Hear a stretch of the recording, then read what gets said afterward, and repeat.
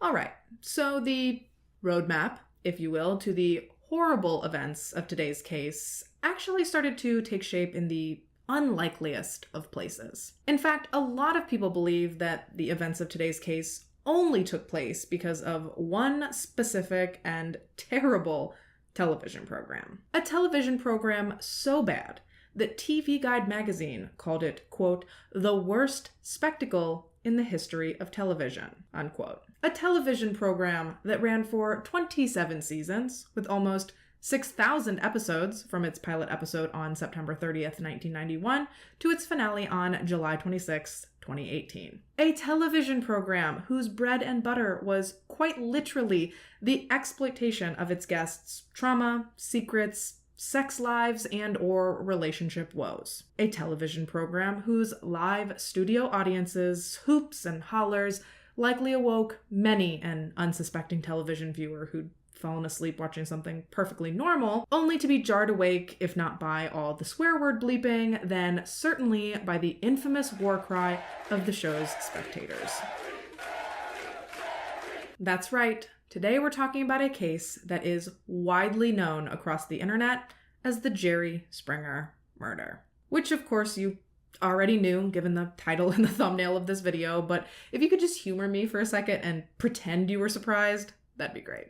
So, did you guys know that the Jerry Springer show actually was not always the hot, steaming pile of toxic waste that we all know and hate it for being? Yeah, it actually started out with the intention of being a thought-provoking talk show centered around politics and social justice issues. Because Jerry Springer, by trade, was actually a politician prior to his talk show. He started in politics in 1968 when he was in his mid-20s, when he served as a campaign advisor for Robert F. Kennedy. From there, he served as a member of the city council in Cincinnati, Ohio, before he actually served as the mayor of Cincinnati in 1977. After his stint as mayor, he moved from politician to political commentator for a local Cincinnati news station, where he remained until the early 90s. Then, in 1991, Jerry managed to parlay his political commentary into his very own show, The Jerry Springer Show. And his show was intended to discuss actual, legitimate, serious issues. But as I'm sure we all know, money makes the world go round. And unfortunately at first, Jerry's show wasn't pulling the ratings he and his producers needed to rake in the money that they were initially anticipating. So in the mid-90s, 94, 95-ish, they decided to revamp the show into the guttural abomination it's known as today. Even Jerry himself has stated before that the show had nary a redeeming quality to it. That is, aside from the big-ass paychecks it was earning him, I guess. And with the level of salaciousness seeming to determine the show's ratings, each episode was undoubtedly meant to be more shocking and appalling than the last. And with episodes like Big Busted Strippers, I'm Sleeping with My Brother, You Slept with My Husband and My Sister, My Wife is a Pimp, and I Married a Horse, by comparison, the episode that's at the center of our story today actually comes across as pretty tame. Secret Mistresses Confronted, which was filmed on May 7th, 2000,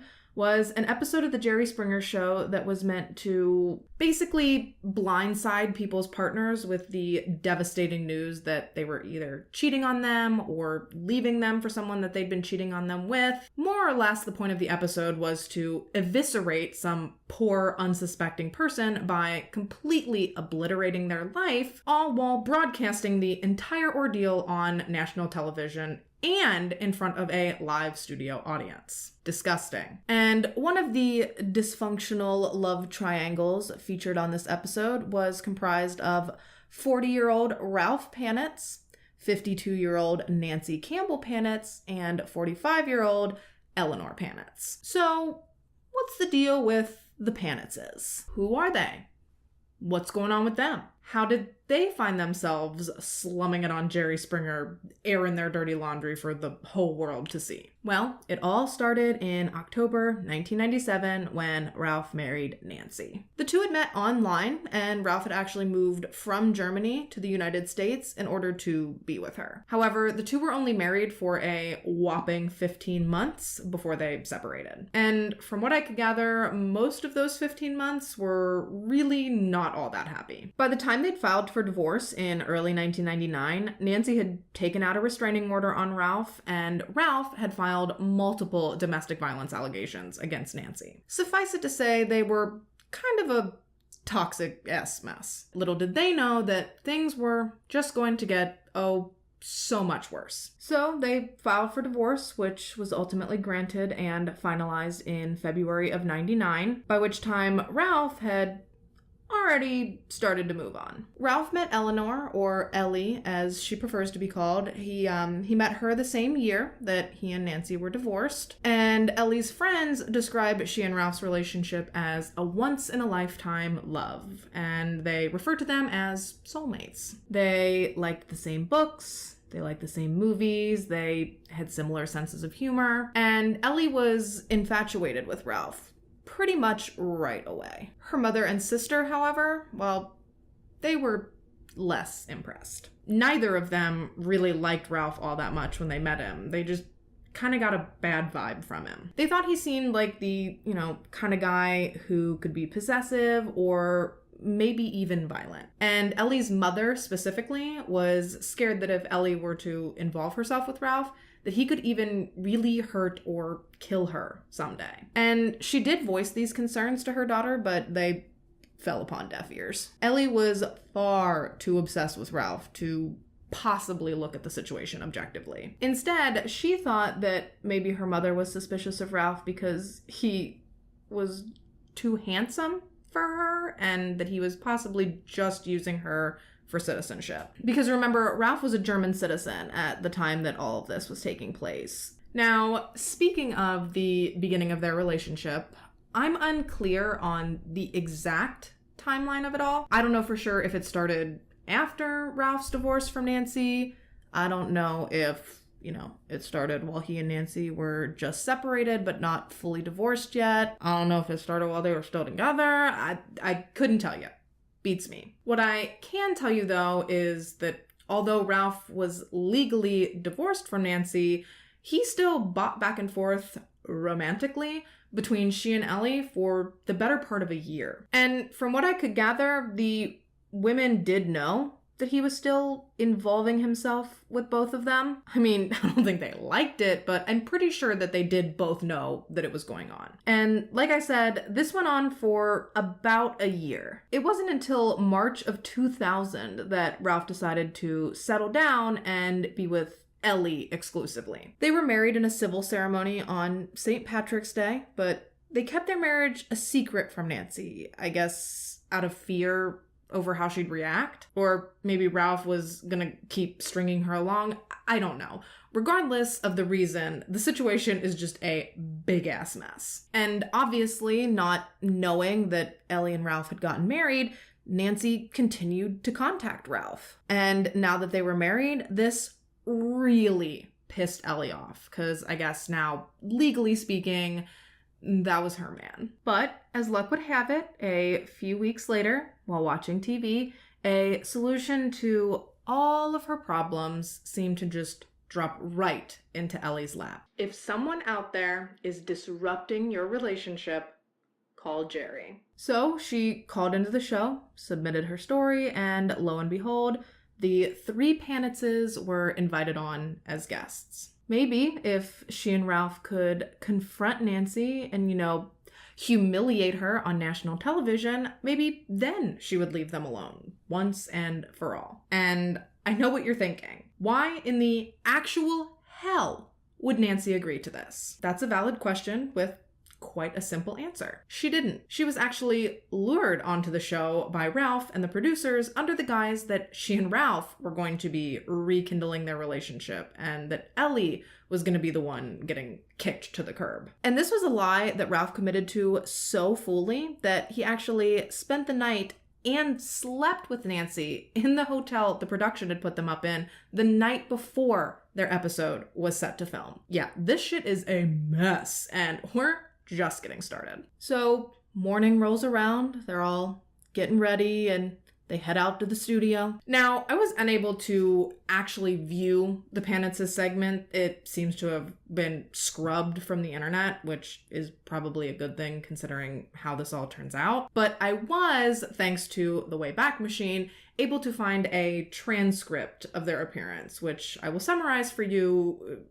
right now. So their segment starts with Ellie and Nancy sitting on the stage while Jerry briefly summarizes their situation for the audience. He explains to them that Ellie had come on the show because she was desperate for Nancy to butt out of she and Ralph's lives, but that Nancy was on the show because Ralph had told her that he actually wanted to be with her and not with Ellie. And so, to find out what's really going on, please welcome to the stage, Ralph! Ralph rolls out to an uproar of boos from the audience as he walks on stage and kisses both Nancy and Ellie. Just the fact that these women were at each other's throats this whole time, when, in my opinion, it is painfully clear that Ralph was purposefully instigating all this drama. Why? So he could feel wanted? Wow. Anyways, Ralph takes his seat and Jerry looks at him and he's like, "So, Ralph, 2 women. Both say you want them and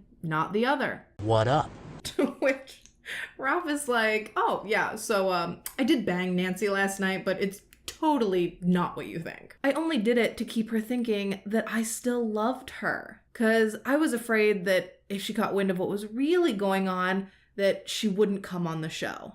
And thankfully, Jerry, in response, asks the question that I'm sure we all have at this point, which is, huh? So Ralph then takes this opportunity to stand up and proudly proclaim his love for Ellie, right before he drops the bombshell on Nancy that the 2 of them were actually already married and had been for almost 2 months. And Jerry's like, "Yeah, well, you know, that's all fine and good, but still doesn't, really explain why you had sex with Nancy last night." So Ralph goes on to say that Nancy had barricaded herself in her hotel room and that she was saying that if Ralph didn't come and see her, that she wasn't going to go on the show. So poor Ralph at 2 a.m. had to just drag himself out of bed and go to Nancy's hotel room for just a quick romp in the sack. And all this so that the next day on the show, he could tell her that he and Ellie were married now and that they wanted her to leave them alone. Now, I'm no conflict resolution expert, but couldn't he have just told him that they were married that night in the hotel room and been done with the whole thing? You know, instead of sleeping with her just to get her to go on the show and prolong this whole thing and make it even messier? Am I alone in my confusion as to why the TV show had to be a part of this at all? It's giving, I'm desperate for the whole world to know that 2 women want me, right? So he did all of this. He put them through this whole rigmarole for a 6-minute TV slot on the trashiest of trash TV.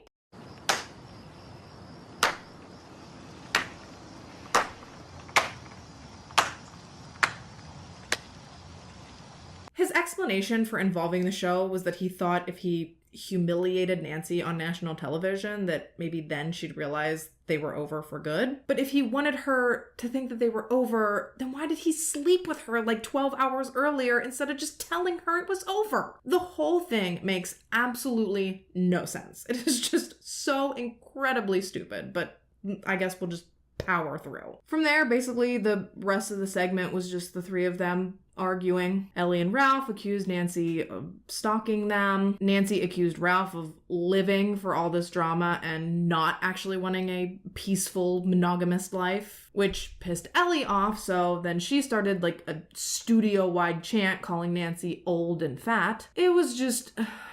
It was a mess. And then, just as the tensions started to peak, Jerry looked at Nancy and he said, "Look, he clearly does not want to be with you." And Nancy just walked off stage. No further screaming, no fists flying, no whatever this is.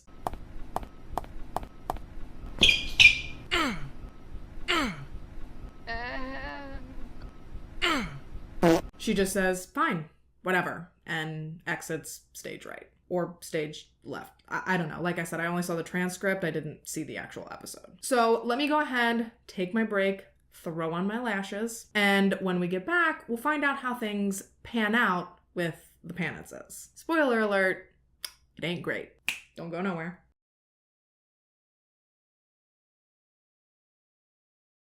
Okay, so welcome back to the hot mess that is this story. Now, as I alluded to before the break, the show did not have a positive outcome for any of the Panitzes, but you'd assume that it would have turned out particularly poorly for Ralph and Ellie, right? You know, given the revelation that Ralph had been with Nancy the night before, despite the fact that he was now married to Ellie. I don't know about you, but if I find out that my husband slept with someone else, I don't care what the reason is, baby, we ain't married no more, and it's as simple as that. But I guess that is just one of the many ways that Ellie and I differ, because instead of leaving this man high and dry and alone, like he clearly deserved to be, she decided to look past her husband's infidelity and instead blame the Jerry Springer production crew for what he'd done. You know, because the production company had put them all up in the same hotel, and the rule is that if a TV production crew puts you, your new wife, and your ex-wife all in the same hotel,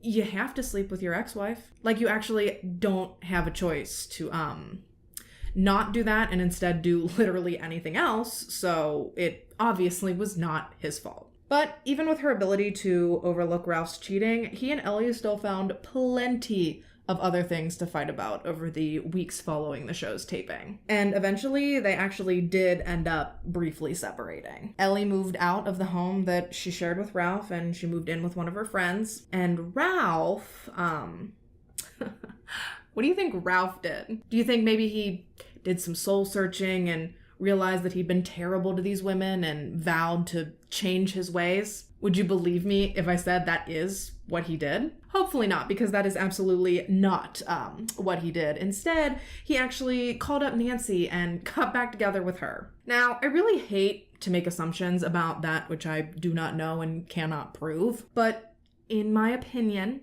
there was something that this man was doing to these women that was absolutely tanking their self-esteem. I cannot think of another reason why they would keep taking this awful man back. They have to have been so broken and so beaten down that they believed that he was the best they could do, which is really, really sad. Your significant other should build you up, not tear you completely down. But even after everything that he had put her through up to this point, Nancy still took him back. They rekindled their romance, and they were planning on moving back in together. They even put a down payment down on a $116,000 home together. Well, Nancy put the money down with the intention of she and Ralph living in the home together. And for context, $116,000 would be almost $200,000 in today's money, so suffice it to say that Nancy expected this go-round with Ralph to last. But surprise, surprise, barely even a month into this rekindled romance,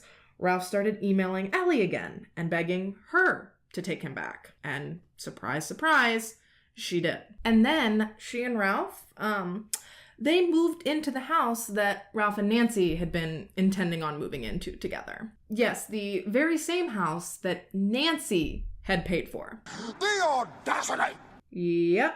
Ralph, Ellie, and Ralph's nephew Marcus all moved into the house on Grand Cayman Road, and Nancy moved out. But she wasn't planning on going down without a fight. Not this time. This time, she took her grievances to court and filed a suit to have Ellie and Ralph removed from her home so that she could regain residence. And on top of that, she also requested a restraining order against Ralph, stating that he had chased her around the house with a knife, threatening to her and her family. I swear, just when you think that this whole situation can't get any more messy or dramatic, it does. I would say, like, what in the Jerry Springer is wrong with these people, but considering the fact that they actually went on Jerry Springer, I feel like the joke kind of loses its impact, you know? Now, Ralph tried to fight to keep the house on the grounds that Nancy was crazy and that she was stalking he and Ellie and just blah, blah, blah, blah, blah, blah. But regardless of this argument, on July 24th, 2000, a judge ruled in Nancy's favor. She was granted sole occupancy of the home as well as the restraining order she'd requested. A sheriff's deputy then escorted Ellie and Marcus to the home to gather their belongings, but because of the restraining order Nancy had on Ralph now, he was not allowed to return to the premises. So instead, while Ellie and Marcus went and packed up all of their things, Ralph went to a local bar and he started just pounding drinks and stewing in his own rage. And I don't know what kind of unholy, sadistic zemblanity was at play here, but in some inexplicable and outrageous twist of fate, the same day that Nancy was given the house and the restraining order, the same day that Ralph found himself at this bar drowning his sorrows, July 24th, well, that just so happened to be the same day that he and Ellie and Nancy's episode of Jerry Springer aired. And what do you suppose that Ralph watched on TV at the bar while he was festering in his own fury? You guessed it. Because what better to do when you're, furious than to torture yourself by watching a TV special dedicated to exploiting the very reason that you're furious. Sound logic. And as one might expect, by the time that the episode was over and Ralph was done drinking himself into oblivion, his anger was inexplicable. He was supposedly so distraught that he actually left the bar and tried to punch his own ticket, if you will, by walking into traffic. However, when no cars hit him and he made it off the road unscathed, Ralph then decided to return to the house on Grand Cayman Street, despite the fact that he wasn't legally allowed to be there. And according to Ellie, when she and Marcus saw that Ralph had come back, rather than, putting him in a car and taking him somewhere else, they instead brought him into the house that he wasn't allowed to be at, and they tucked him into bed, to sleep off the drunk while she and Marcus finished packing up the house. But then, out of nowhere, big fat bummer, Nancy shows up and throws a wrench into Ralph's nap time plans. Ugh. So to avoid Ralph getting arrested for literally not even making it one whole day without violating the restraining order, Ellie and Marcus, again according to Ellie, proceed to sneak him out a window with plans to pick him up later at a nearby 7-Eleven. Now, once Ralph has successfully snuck. No.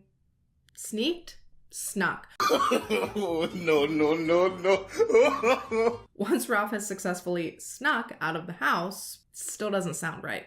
Marcus and Ellie grab the rest of their stuff, hop in the car, and make their way towards the 7-Eleven to pick him up. But they didn't make it very far, because just as they got to the end of the street, Ellie stopped the car and told Marcus that he needed to go back to the house because she was afraid that Ralph was going to go back and kill Nancy, which I feel like is an oddly specific fear, but okay. So Marcus does what he's told. He heads back to the house to check on Nancy while Ellie starts driving around the neighborhood looking for Ralph. But when Marcus got back to the house, he couldn't get the door to open. It wasn't locked. That wasn't the issue. The issue was that when he started to open it, it seemed as though there was something blocking it or barricading it on the other side. So panicked by the idea that Nancy was possibly in danger, Marcus ran to a neighbor's house and had them call 911. And I don't know about you, but I'm confused. I don't understand how we went from, hey, we'll meet you at the 7-Eleven in a few minutes, to,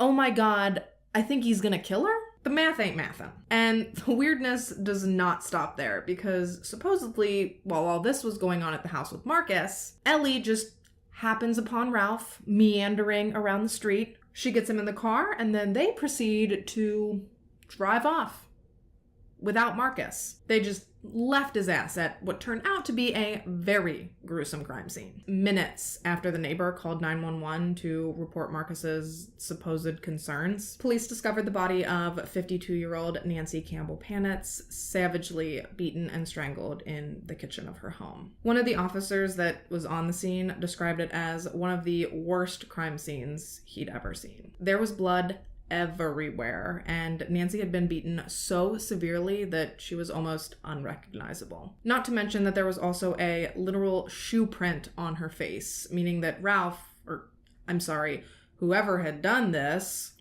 had likely stomped on Nancy's face, which to me seems pretty personal, but what do I know? There was also a footprint next to Nancy on the floor, which police made sure to document as evidence. And as they started canvassing the neighborhood and speaking to some of Nancy's neighbors, a pretty clear picture of what had happened there started to take shape. According to Nancy's lawyer, Ralph had not been the only one that was angered by Nancy's victory in court that day. Apparently, Ellie also had quite a volatile reaction, and both she and Ralph had to be forcibly removed from the court by bailiffs out of concern for Nancy's safety. Then, at around 5:30 that evening, Nancy returned home, where she briefly encountered Ellie and Marcus as they were leaving. Around 6 p.m., a neighbor reported hearing a man and woman shouting from inside Nancy's house. And then it was about 7:30 when Nancy's body was found. So, you want to know what I think happened? I hope so, because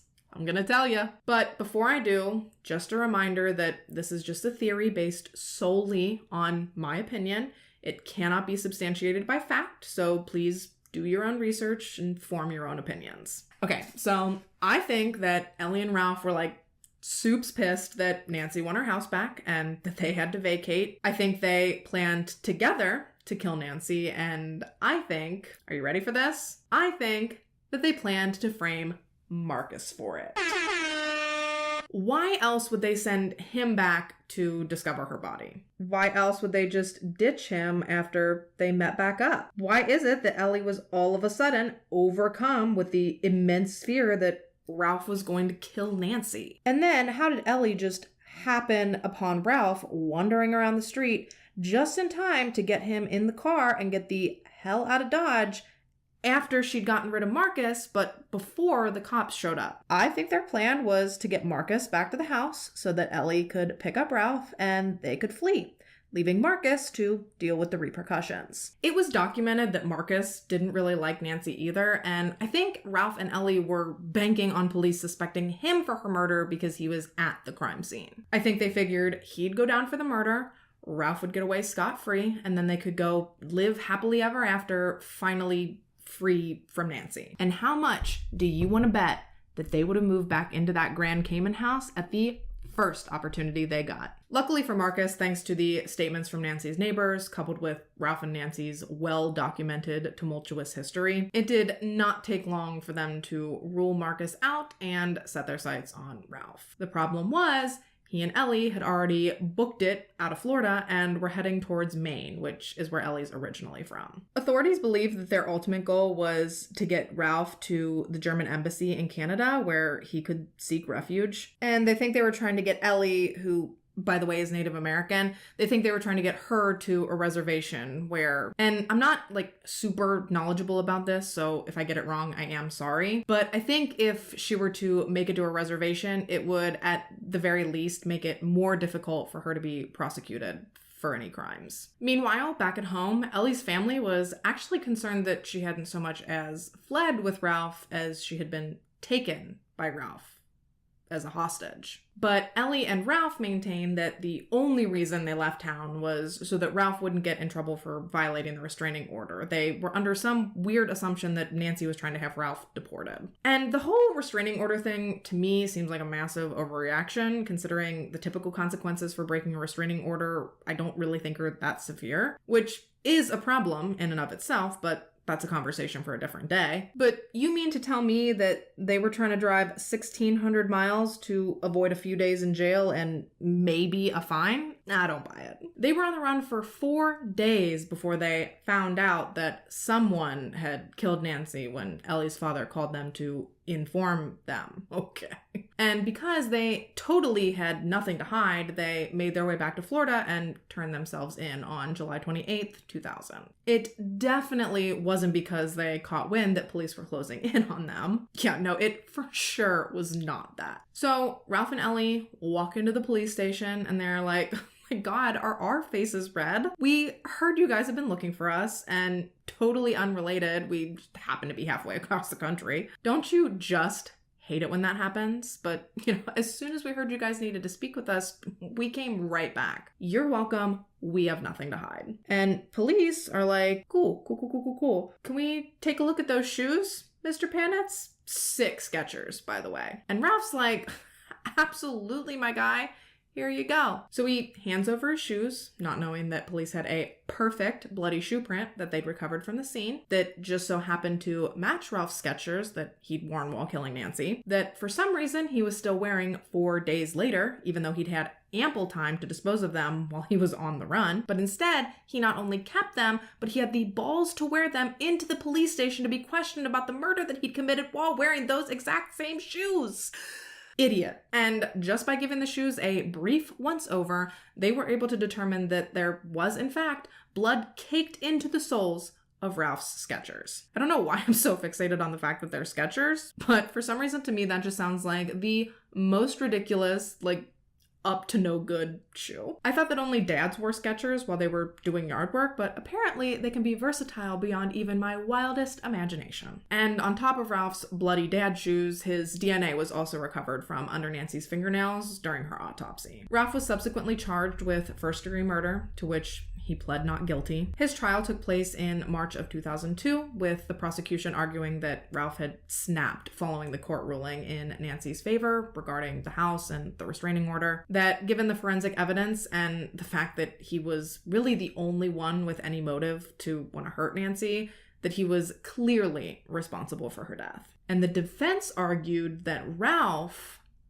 didn't do it. You think it took him long to come up with that? To be fair, it wasn't that rudimentary, but it might as well have been. Ralph's lawyer, Jeffrey Feiger, who, sidebar, also represented Jack Kevorkian, otherwise known as Dr. Death. So he was certainly no stranger to high-profile cases. And as far as he was concerned, it was unrealistic to think that Ralph, while, quote, deliriously drunk, could have fought Nancy, tried to clean up the blood, locked the house from the inside, barricaded the front door, and left the house without leaving any fingerprints and without being seen by anyone. Instead, Mr. Feiger had deduced that Nancy had likely died from a heart attack while fighting with someone. Not Ralph, though, just someone. They found Ralph guilty of second-degree murder, which is shocking, I know. The courtroom was absolutely packed to the rafters on March 27th when Ralph was due to be sentenced, but ironically, Ralph himself was not present. He actually refused to attend his sentencing hearing and instead discovered his fate via a TV screen in a private room at the Sarasota County Judicial Center. Judge Nancy Donnellan spoke with obvious disgust in her voice as she held up a crime scene photo of Nancy and delivered Ralph's sentence, stating, quote, "Ralph Panitz, this is how she died. I sentence you to the only just sentence in this case, life in prison without the possibility of parole," unquote. She then went on to condemn the Jerry Springer Show as well, stating, quote, "Ralph Panitz, Eleanor Panitz, and Nancy Campbell were brought to Chicago by the Jerry Springer Show, then manipulated by producers of that show. Are ratings more important than the dignity of human life? Shame on you," unquote. When asked to comment on the situation, Jerry himself told a Sarasota reporter, quote, "It's my name on the show, but what do I know about it? It sounds awful, but I don't know the people. I show up, I do the show, I have no idea who they are," unquote. Yikes. Nancy's son Jeffrey actually tried to sue the Jerry Springer Show, saying that the show's producers intentionally escalated the animosity between Ralph and Nancy. And his lawyers initially predicted a win of upwards of $25 million. But about 6 months after they filed the suit, they dropped it and settled for nothing. And they did this following a ruling from a Michigan court regarding the Jenny Jones murder case. If you don't know, in March of 1995, the Jenny Jones Show, which was considered like a tabloid-esque talk show, taped an episode in which they invited people on to confess their love to someone they'd been admiring from afar. And one of the guys that was invited on actually ended up killing his secret admirer 3 days later. And even though initially the victim's family won a wrongful death suit against the show, the verdict was subsequently overturned, with the Michigan Appeals Court stating basically that the show was not responsible for the guests' safety once they'd left the show. And once that verdict was overturned, Jeffrey's lawyers realized that likely they weren't going to win, and ultimately the suit was dropped. As for Ellie, she was given immunity from prosecution in exchange for her cooperation in answering detectives' questions. So she was never formally charged with anything in relation to Nancy's death, although lots of people think that she was for sure involved. After Ralph's guilty verdict came down, Ellie stated in an interview that they didn't agree with the verdict, they didn't think the trial was fair, and that she expected the verdict would be overturned and that Ralph would get a new trial. But here we are, 22.5-ish years later, and Ralph Panitz remains incarcerated at the DeSoto Correctional Institute in Arcadia, Florida, to this day. He and Ellie are still married. Her Facebook page boasts that she is a proud prison wife. It's also filled with pictures of she and Ralph, whom she affectionately refers to as Wolfie. Okay. According to an episode of Prison Wives that featured her story, she visits him every weekend. She gets up in the middle of the night, drives to the prison, and then sleeps in her car on the side of the road until visitation opens. I guess, at least at the time the episode filmed, the prison only allowed a certain number of visitors on visitation days, so people would drive up and sleep in their cars in line to ensure they make the cut. You gotta do what you gotta do, I guess. And, yeah, that's basically it. So today we're going to be discussing a case that, personally, I had never heard of until it was requested of me. And while I cannot thank this requester by name, as they've asked to stay anonymous, I can pay tribute to them in a different way, as they have requested that I do some gothy makeup while I tell today's story. Actually, if you're an eagle-eyed viewer, you may have noticed that for once, I don't have my eyebrows filled in yet, which I normally do before I sit down to film. But, you know, given goth, I'm going to be doing them a little differently today than I normally would. So I wanted to give you a heads up, give you a warning before all of a sudden I have like very intense brows, because I didn't want you to think that I'd lost my ever-loving mind since my last video. Not that wearing darker brows or bolder brows signifies in any way that someone has lost their mind. I'm apprehensive as to how they're going to look. So if they look like garbage, it's because goth is not something that I am well versed in applying to my own meat suit in even the least. But enough about me. Marlene Major. Ever heard of her? Dude, this story is unbelievably wild. And the way that it eventually gets solved is just... It is a super interesting, albeit devastating story, as they all are. But genuinely, the way that this story ends up getting resolved, it's pretty cool. I mean, it takes 20 years, but it's still cool. But before I give it all away right here up front, let's do the damn thing. Whoop, jump scare. God, I hope this is not as violently distracting to you as I feel like it's going to be to me. All right, so Helen Marlene Oakes, who went by her middle name Marlene, was born on December 7th, 1954, to her parents Billy Oakes and Mildred McQuarrie. Marlene was one of the couple's 7 children. They had 6 girls and 1 boy, and as far as I could find, I feel like Marlene had a fairly typical upbringing. There really isn't a lot of official information on record about her, like prior to her marriage, but from what I was able to gather, she seems like she was a sweet, caring, beautiful, well-adjusted young woman. Again, I wouldn't advise that you quote me on that because I couldn't really verify it anywhere. It's just more so what my impression of her was based on what people who knew her personally had to say about her. According to people who knew her, she was fun and bubbly. She was sweet.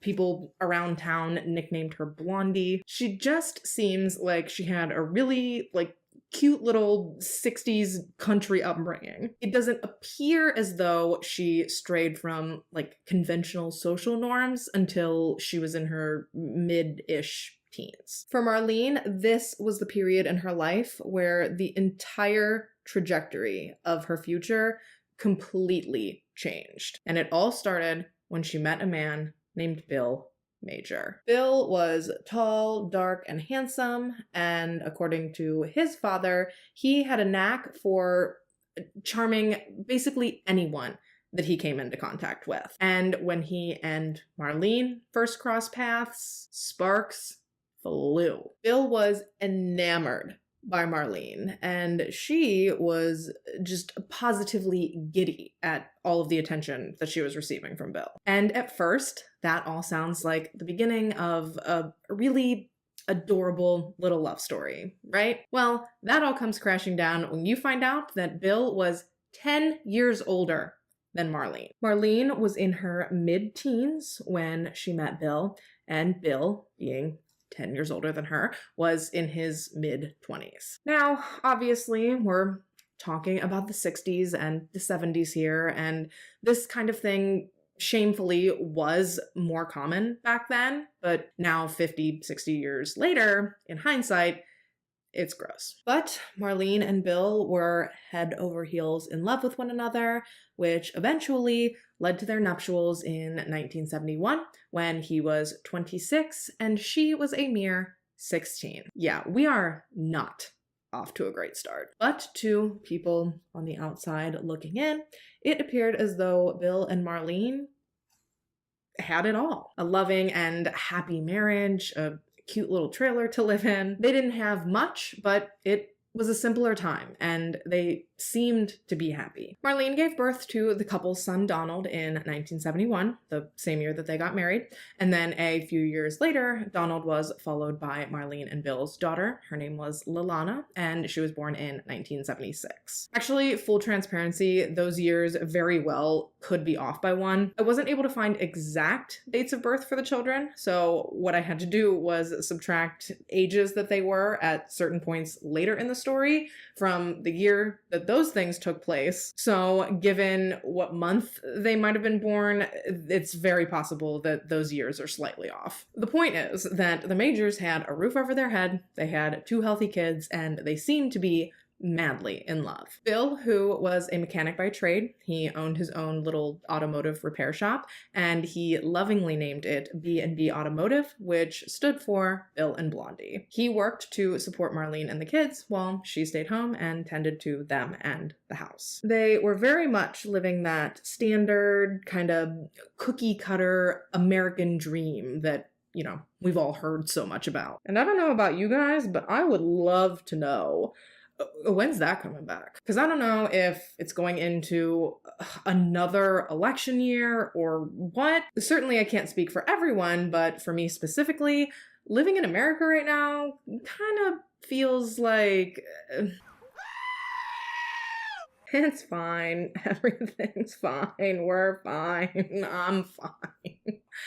Anyway, Bill and Marlene and their children, they carried on this traditional way of life, seemingly uninterrupted for a couple of years. Verona is a tiny little unincorporated town located in northern Kentucky. Specifically, it's located in Boone County, which butts right up along both Indiana and Ohio. And to hear the Major's daughter, Lalana, tell it, she grew up getting to do anything and everything that a little kid would want to. It comes across as though she really enjoyed the time that she spent in Boone County. It's a tiny area where everyone knew everyone, and it was a place where you could trust your neighbors. And actually, Bill in particular had a pretty good reputation as far as his immediate small little community was concerned. He was kind and generous, and he was well known to always be willing to lend a helping hand. And this was a trait that he put on full display in the spring of 1980 when he met a man named Glenn St. Hilaire. Glenn was an unemployed welder who was just hours into his move from Ohio to Texas in search of work when the engine on his van went kaput. He found himself stranded on the road with nowhere to turn other than B&B Automotive. And Bill was very used to these, spur of the moment, out of nowhere breakdowns. In fact, he'd actually set his shop up right off of the highway in order to capitalize on situations just like this one. Highway breakdowns were kind of the Major's bread and butter. However, what was different about this situation from the countless others that Bill had experienced just like it was that he and Glenn really took a liking to one another. They actually ended up going out and getting beers together that evening, and they basically became something of very quick friends. By the end of the evening, Bill had even offered for Glenn to park his little camper right on he and Marlene's property until he had gotten his van fixed. And Glenn was super quick to accept this offer. I mean, why would he not? It was super generous of Bill. So Bill brought him home that evening. He helped him set up his new little temporary home, and obviously he introduced him to Marlene and the kids. And much like her husband had, Marlene took an almost instant liking to Glenn, as did Donald and Lalana. And with basically everyone on board, he pretty quickly became sort of an honorary member of the Major family. He ate meals with them. He played outside with them. He helped Bill with miscellaneous chores around the property. I mean, it might have been unexpected, but Glenn's presence had certainly become a valued one. Actually, the Majors enjoyed Bill's presence so much that by the time Bill finally got Glenn's van ready to travel again, before he could even leave and resume his journey to Texas, Bill actually offered to hire him as basically a live-in handyman. The family had grown such an affinity for Glenn in the couple of weeks that he'd spent living with them that Bill was actually willing to pay him just to stay. And you know what? Glenn had enjoyed being there every bit as much as they had enjoyed having him. So he accepted the offer, and in doing so, he officially became a permanent fixture on the Major's property. And from there, for a while, things continued on exactly as they had been. It wasn't until a couple more weeks in that Glenn started to get kind of a weird vibe from Bill. Now, he tried to brush this off at first, but the longer and longer that he stayed at the Majors, the more he couldn't help but feel as though Bill was trying to fix him up with Marlene. Weird, right? Yeah, Glenn thought so too. Like I said, at first he tried to ignore it and he tried to just carry on with life as normal, but before he knew it, it all came to a head one hot midsummer's night. It had been unseasonably hot that entire day, even for summer. And even as the evening grew nearer and nearer, it really did not appear as though this heat wave had any intention of letting up, not even overnight. So rather than go and sleep in his muggy, unair-conditioned little camper, Bill actually offered for Glenn to stay in their trailer, which sounds super nice up front. Not weird at all, just a friend helping out a friend. However, where things get very weird very quickly is when you find out that not only did he invite him to sleep in the house, but Bill actually suggested that Glenn sleep in he and Marlene's bed that night with Marlene. Yeah, what the hell, right? Imagine how Glenn felt. He didn't know if this was a test. He didn't know if this was some weird kink of Bill's. I mean, seriously, who just offers up their wife to another man on a silver platter like that? And while I don't know if it was that night specifically that things between Glenn and Marlene did get spicy, but I do know that after numerous different insinuations and manufactured scenarios by Bill, Marlene and Glenn did in fact eventually start,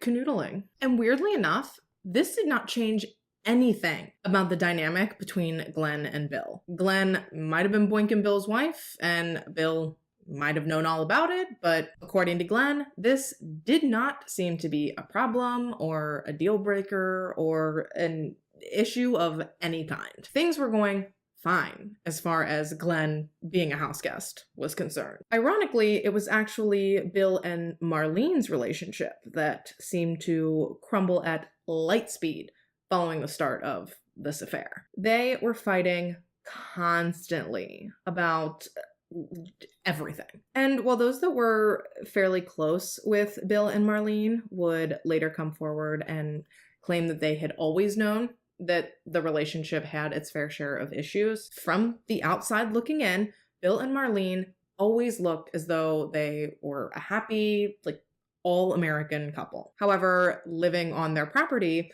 Glenn had a front row seat to their trials and their tribulations. He learned more and more with each and every passing day that the happy, loving, perfect couple image that Bill and Marlene portrayed, well, it simply just was not their reality. Maybe it was at one point, but by late 1980, it certainly wasn't anymore. And that, my friends, brings us to the evening of October 12th, 1980, which was the night of the biggest fight that Bill and Marlene Major would ever have. It was actually such a heated and such a volatile argument that Glenn actually left the property because it was upsetting him so much to listen to it. He decided he'd rather go to a local diner, sit and drink some coffee for a few hours, rather than listening to these two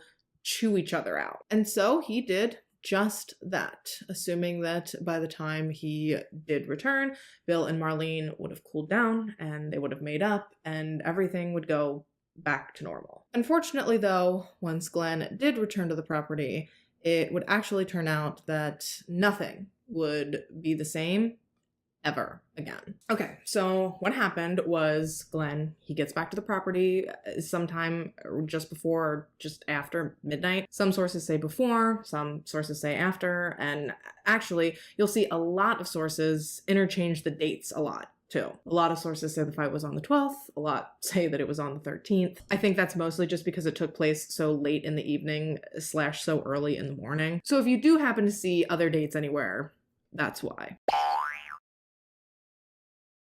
Nevertheless, though, Glenn gets back from the diner after a couple of hours to find that Bill and Marlene's trailer was in complete disarray. Drawers were pulled out and strewn about. The kids' clothes were gone. The kids were gone. Marlene was gone. Bill was gone. I mean, Glenn's looking around like, what in the fresh hell happened here? But then, before he really had time to think about what could have happened or where everyone might be, Bill appeared, just out of the shadows.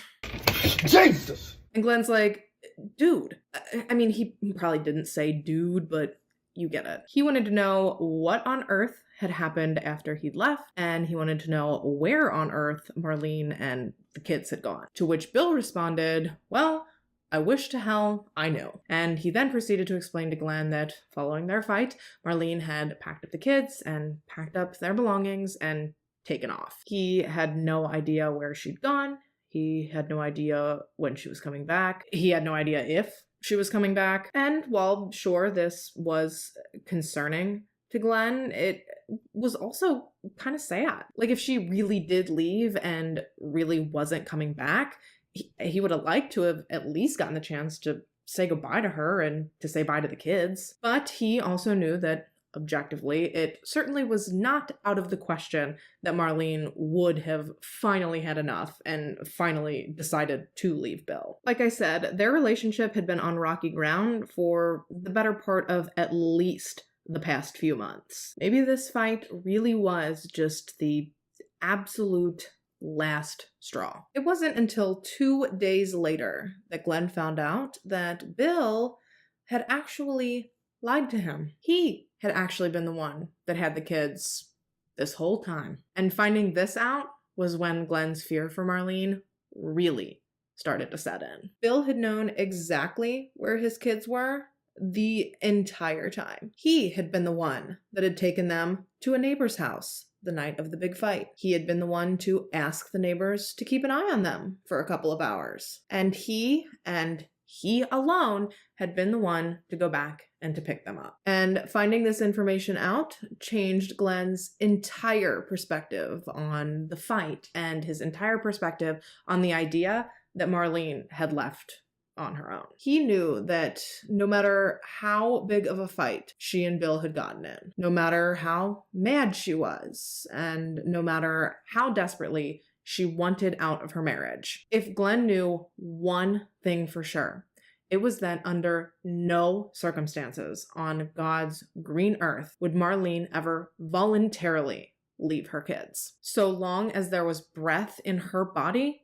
she would be with those children. So understandably, by this point, Glenn is straight bugging. He can feel deep down in his gut that something about this whole situation is terribly wrong. And the more he thinks about it, the more upset he gets, until finally he just can't take it anymore. So he heads down to the police station with the intention of not just reporting Marlene missing, but he also walked in there and boldly and confidently told police that he was sure that given the fact that the kids had been left behind, the only explanation for Marlene's absence was that Bill had killed her. And in response, police are like, cool. And you are? Which, boy, I'll bet that was awkward to explain. And by the time Glenn gave police a rundown of the situation and of his relationship to Bill and to Marlene, he kind of started to get a real, like, whoever smelt it, dealt it kind of vibe from police. I mean, he wasn't exactly wrong. Police absolutely were 100% weary of Glenn and these seemingly out of the blue accusations. They were jumping to all sorts of conclusions about how Glenn could potentially be involved in Marlene's disappearance, basically from the time they found out that he knew Marlene, biblically. And I think we can all agree that those weren't exactly leaps that they needed to stretch before taking. Like, it's definitely unusual that a man would come in to police to report another man's wife missing whom he's dating. I mean, I'm not saying it doesn't happen. Clearly, this story negates that sentiment. I'm just saying that it's probably not an everyday occurrence. And little did police know that this was just the tip of the iceberg. They would soon find out that this case was only going to get weirder and weirder the more they looked into it. Starting with the fact that Glenn had not come to the station that day empty-handed. Rather, he came to the station packing 2 of Marlene's diaries. Apparently, Marlene had voluntarily handed these diaries over to Glenn, and she had explicitly instructed him that in the event that anything suspicious were to happen to her, Glenn was to immediately hand those diaries over to police, a promise that he was now fulfilling. And I have no idea if Glenn had read the diaries prior to handing them over, and I don't know if he had any idea of what was buried within the pages of those journals, but wow, did those diaries open up a can of worms. Lots and lots of secrets, lots of dirty laundry, just lots of skeletons in the proverbial closet, as I'm sure anyone's diary would hold. But the main thing that stuck out to police as a glaringly obvious potential motive behind Bill wanting his wife gone was a passage that Marlene had written detailing the day that she walked in on her husband, Bill Major, sexually abusing their son Donald. The passage read something along the lines of, I went to get Donald up for school and I caught Bill with him. He tried to hide what they were doing, but I know what I saw. I told him never to touch me again and that if he ever touched Donald again, I'd kill him. And as if that wasn't horrific enough, as they read on, they also learned that this was not the only time that Bill had been a straight up fucking pedophilic creepo. In fact, he'd actually been convicted of the of 2 preteen boys a few counties over back in 1975. A secret that, no doubt, Bill had intended to keep from as many people as humanly possible. Big fat bummer for Bill, though, was that Marlene planned to use this, as well as what she had found out about what he'd done to their son, against him as leverage to get she and her children out uncontested. She wanted out of the marriage, she wanted the children out of the house, and most of all, she wanted all three of them as far away from pedo-ass Bill as humanly and legally possible. It didn't matter what he said or what he did. Knowing what she knew, there was absolutely no saving their marriage. She was horrified and disgusted to know that she'd ever loved this man. So there was not a prayer in hell of continuing on as if she still did. I mean, I have to imagine that she wanted to pack up and dip out the second she had caught Bill with Donald. But she knew what Bill was capable of, and he'd threatened her before. And that's not to mention that she didn't have any money or any resources of her own, really. She had been a married, stay-at-home mom since she was 16. So difficult as it was, she needed to bide her time to make sure that she did everything right. And obviously, there's no one right way to escape a situation like this. There's significantly more resources available out there now to help in situations like this, and it's still not black and white. It's still not easy. So back in the 80s, yikes. Planning to leave an abusive partner and or just having left are actually the most dangerous times for victims of domestic abuse or intimate partner violence. Therefore, for the sake of self-preservation, Marlene did not confide in very many people about her plans to leave Bill. Obviously, we know she told Glenn that she was planning on doing it, but the one other person that I know for a fact that she told was her sister, Trisha. She told Trisha that once she had her ducks in a row, she was going to take the kids, leave Bill, and never look back. And understandably, hearing this, Trisha was scared for her sister. She was one of the few people who knew just how possessive and just how controlling and just how crazy Bill could be. So she was terrified of what type of battle he might be willing to put up in order to keep she and their children under his thumb. To clarify though, she was thinking legal battle. She was more concerned with Bill potentially taking Marlene for all that she was worth by dragging her through court over custody of their children. And to Trisha's credit, that's valid. However, Marlene assured her that if Bill knew what was good for him, he would let her go quietly. Citing back to another one of her diary entries that read, quote, "I could be the biggest whore to walk the streets of Verona and still no judge would dare to give him custody of those kids before me." Obviously, she was referring to the fact that Bill was a convicted sexual predator, but I probably didn't need to clarify that. Oops. God, is this not all just so messed up? Think about it. This was the entire reason that Bill had been so pushy about the relationship between Glenn and Marlene. He had actually hoped that if he could keep Marlene happy with Glenn, then maybe she would overlook his disgustingness and maybe she'd stay. Like, this man genuinely thought that his wife would be willing to trade a relationship with a man she had just met for the safety, well-being, and innocence of her children. Boy, was he wrong. But before I get into that, let's pivot back to Marlene's disappearance. It should go without saying that Bill was questioned about his wife very early on. We all know that the spouse is always one of the first people questioned in any murder or missing persons case, literally ever. So that, coupled with all of the dirty little secrets police had found documented in Marlene's journal, let's just say that Glenn was now far from the only person suspicious of Bill. However, in return for Glenn pointing the finger at him, Bill then returned the favor and attempted to point the finger at Glenn. He told police that Marlene and Glenn were having an affair, that the fight detailed by Glenn hadn't been a thing, and that Marlene had actually been on her way to go and see Glenn when last she'd been seen. So a wildly contradictory story to what they'd gotten from Glenn. Meaning that with the men trying to pull the old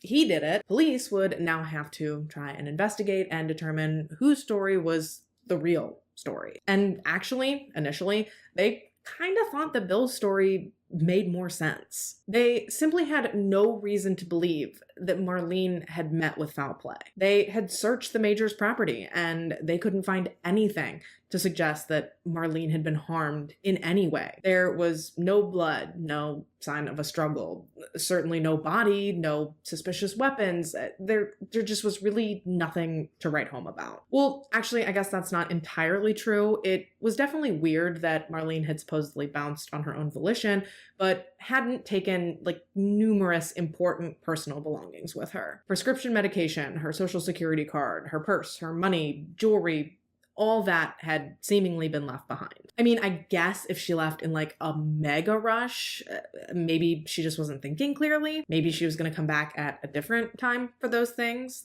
after things had cooled off, or maybe at a time Bill wasn't home. All in all, they basically ended up with more questions than answers overall. However, in spite of the fact that police had been side-eyeing him at one point, Glenn was still always right there, ready and willing to help with anything that they needed for their investigation. Bill, on the other hand, not only did he refuse to take a polygraph test when asked to, which that I'm not judging because I'm here to tell you, innocent or not, I'd never take one. Don't take that as legal advice. I'm certainly not qualified to be doling that out, but I'm just saying that not ever wanting to be subject to a polygraph examination is something, and dear God, I hope the only thing that Bill Major and I could ever be considered to have in common. But back in the 80s, I think people put a lot more stock into polygraphs and into their results or people's willingness to take them back then than they do now. So Bill's refusal to take one, coupled with the fact that within just days of his wife's disappearance, he had packed up some of his belongings, sold off the rest, and moved he and his children damn near 1,000 miles away to Rhode Island. Sir, tell me you are guilty without telling me you're guilty, okay? I mean, say less. Now, Bill claimed that as a newly single father, he'd simply made this move so that he could be closer to his family, so they could help with the kids. But I don't know, it wasn't a good look. And these poor kids, I cannot even begin to imagine the just emotional whiplash that all of this was for them. Their mom is gone. Their dad is telling them that she's a drug-addicted, alcoholic prostitute, his words, not mine, and that she had chosen to abandon he and them to run off with a new boyfriend. So that, in and of itself, completely devastating. But then just days later, they get plucked out of the only home they've ever known and toted halfway across the country by surprise. Yeah, Bill didn't even tell them they were moving. He told them they were going to visit some family, and then they just never went home. So now they're stuck in an unfamiliar place without their mom, effectively forcing them to live solo with this man that they were absolutely terrified of. I mean, it should go without saying that Donald was not a huge fan of his father, but Lalana, although not sexually abused by him yet, was also terrified of him because on top of being a predator, he was also angry and violent. It started with unpredictable and volatile outbursts whenever the kids so much as mentioned Marlene, but then over time, it just got so much worse. He started physically abusing the children, he continued sexually abusing Donald, and he even began sexually abusing Lalana as well. This man really is the worst of the worst of the worst of the absolute fucking worst. And these poor children, just devastated by what their lives had become. They couldn't do anything other than sit and wait and hope and pray that someday their mother would come back, scoop them up, and rescue them from this living nightmare. But as the days turned to weeks, which turned to months, and eventually into a year, not only did Marlene not return, but police also made little to no progress in the investigation into her disappearance. And I mean, they really did try, at least at first. They exhausted every avenue they possibly could within their own tiny little jurisdiction. And once it had become clear to them that they weren't really getting anywhere with that, they began distributing Marlene's personal information and her profile to different surrounding agencies, all in an effort to hopefully expand their search parameters and to hopefully track her down. And eventually, Marlene's dental records, which at the time were the most effective form of identification, we're still in the pre-DNA science times. And anytime that anyone that was a similar age or a similar stature to Marlene was found,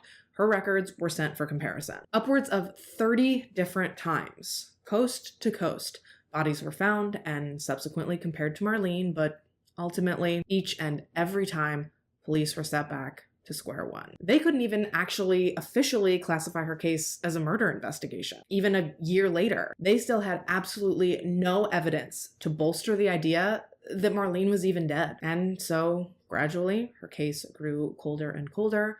Her diaries collected more and more dust as they sat on a storage room shelf. And shamefully, the horrible things that were written in them, they were gradually forgotten. Unfortunately, police were actually never able to do anything with what was written in Marlene's diaries because it was all considered hearsay. It would have never been admissible in court. So these diaries, right alongside Marlene's case, were shelved and forgotten for the next 2 decades. Now, there was some very brief renewed hope that Marlene's case might be solved, and that came up a year later in 1981. But before I get into that, I'm going to take my break, throw on my lashes, and when we get back, did someone find Marlene? Don't go nowhere.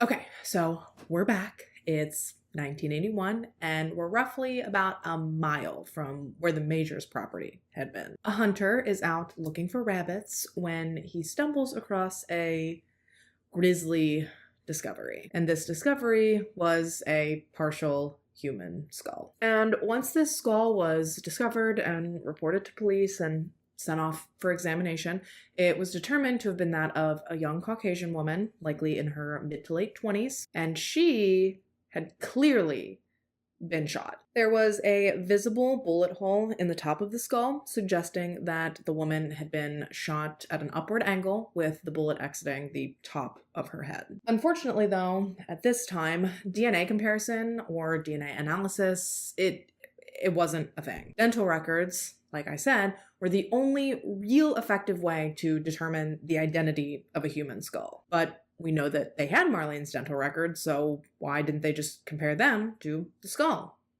You might be wondering. Well, that's because, if you'll remember, I said that a partial skull had been discovered. And I said that because this skull had clearly and deliberately had not only the teeth removed, but the whole damn lower jaw had been removed as well. Now, this had clearly been done in an attempt to prevent whomever's skull it was from being identified, and unfortunately, it did just that for years. All while, sadly, the horrible things that Marlene had detailed in her diaries, well, they continued up in Rhode Island for the next few years. And honestly, what Marlene had discovered, it was just the beginning. Over time, Bill had become so violent with the children that they often had to miss school due to their obvious injuries. Black eyes, mysterious bruises, miscellaneous abrasions. These were all accessories that the Major children were almost always adorned in. It seemed like as time wore on, Bill would beat them worse and worse for smaller and smaller infractions. Sometimes he would even beat one of the children so badly that it would leave the other child unsure if their sibling would even survive. And seeing the fear that this idea struck into the hearts of his children, well, it did nothing but give him something to leverage. Now he knew that all he had to do was threaten the children, that if they didn't submit to him and if they didn't do whatever he said, he just had to tell them that he would kill the other one, and that would break them down for him immediately. This guy was absolutely he was sick. And like I said, this went on for years. It carried on even after Bill remarried. The only thing that changed once a new woman was in the house was that now the abuse was happening behind her back. Bill would often pick one of the children to take to work with him each day, where he would brazenly abuse them right in his shop. Well, that was until he got himself a nice little RV that he pitched on his employer's property that he would then take the children into to abuse them. And somehow no one was any the wiser. He had once again managed to curate this happy, normal looking family with his new wife, just like he had back in the 70s with Marlene. The kids did take to their new stepmother as well as they possibly could, given their circumstances. Her name was Pauline, by the way. I don't know that I said that. But not only was she kind to them, but she was also very sympathetic of the plight that they'd been through already in their short lives. And that was just the plight that she knew about, because she had no idea what was going on under her nose between her new husband and her stepkids, right under her very own roof. However, surely to his dismay, that little secret of Bill's, well, it would not stay a secret for long. The longer that Pauline was around, the more the kids grew to trust her, specifically Lalana. And as she grew to trust her, it became harder and harder for her to keep quiet about the horrible things that their father was doing to she and Donald. And one day, fairly early on into Pauline and Bill's relationship, Lalana broke. She told Pauline what was going on. She told her who her new husband really was. And in response, Pauline confronted Bill. Yeah, she confronted Bill, which did nothing other than give him the chance to try to explain and to try and justify his actions, as if there was any possible justification. But disturbingly, Bill somehow managed to convince Pauline not only to not report him to authorities, but he also convinced her to give him a second chance. And this is where Pauline and I are very different women, because I can't even say or think about it. But if I found out anyone had done anything like that to my kids, you should know something. You're about to get murdered, okay? But Pauline listened intently as Bill told her that he knew he was sick and that he wanted to change, and that from that point forward, he promised he would stop. He would never touch his children again. And ultimately, she bought it. She fell for his tears, she fell for his lies, and she trusted that the issue had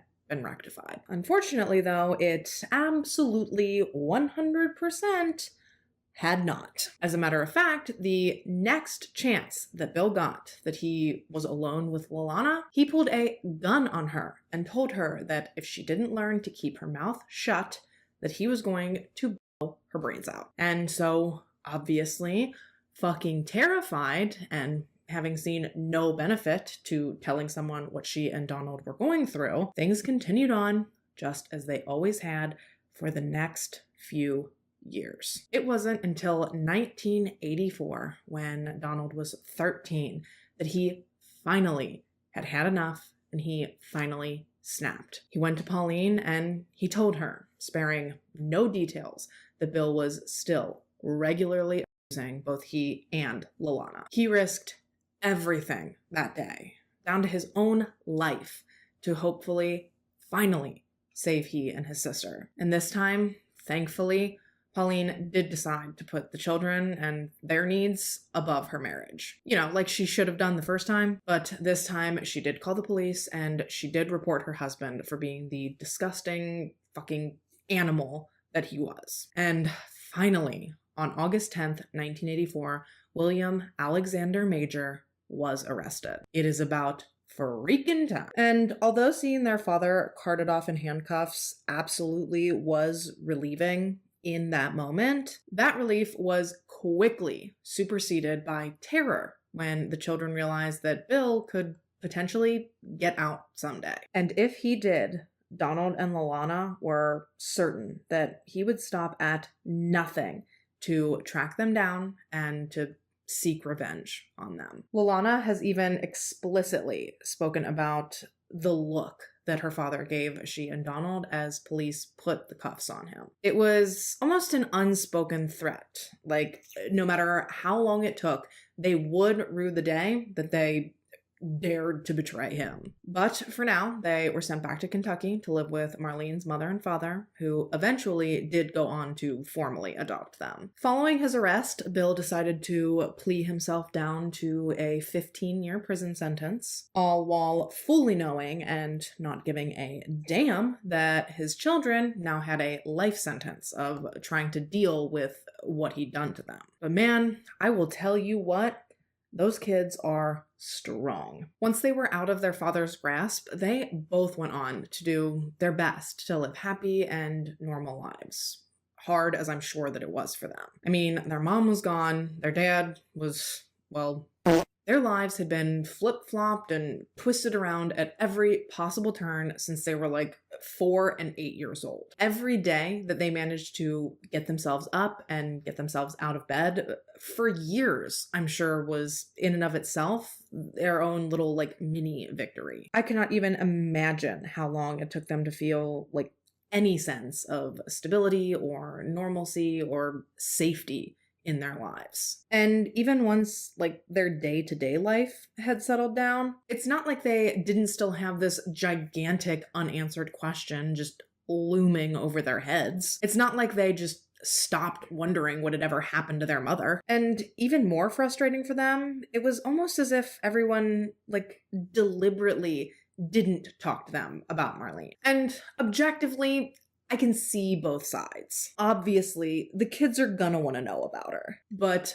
also, obviously, the adults in their life feel as though they've been through enough. So why are they gonna bring up their mother's disappearance unnecessarily? There weren't any updates or developments to share with them, so I can see why they would think that there really wouldn't be any benefit to being like, so, your mom's still missing?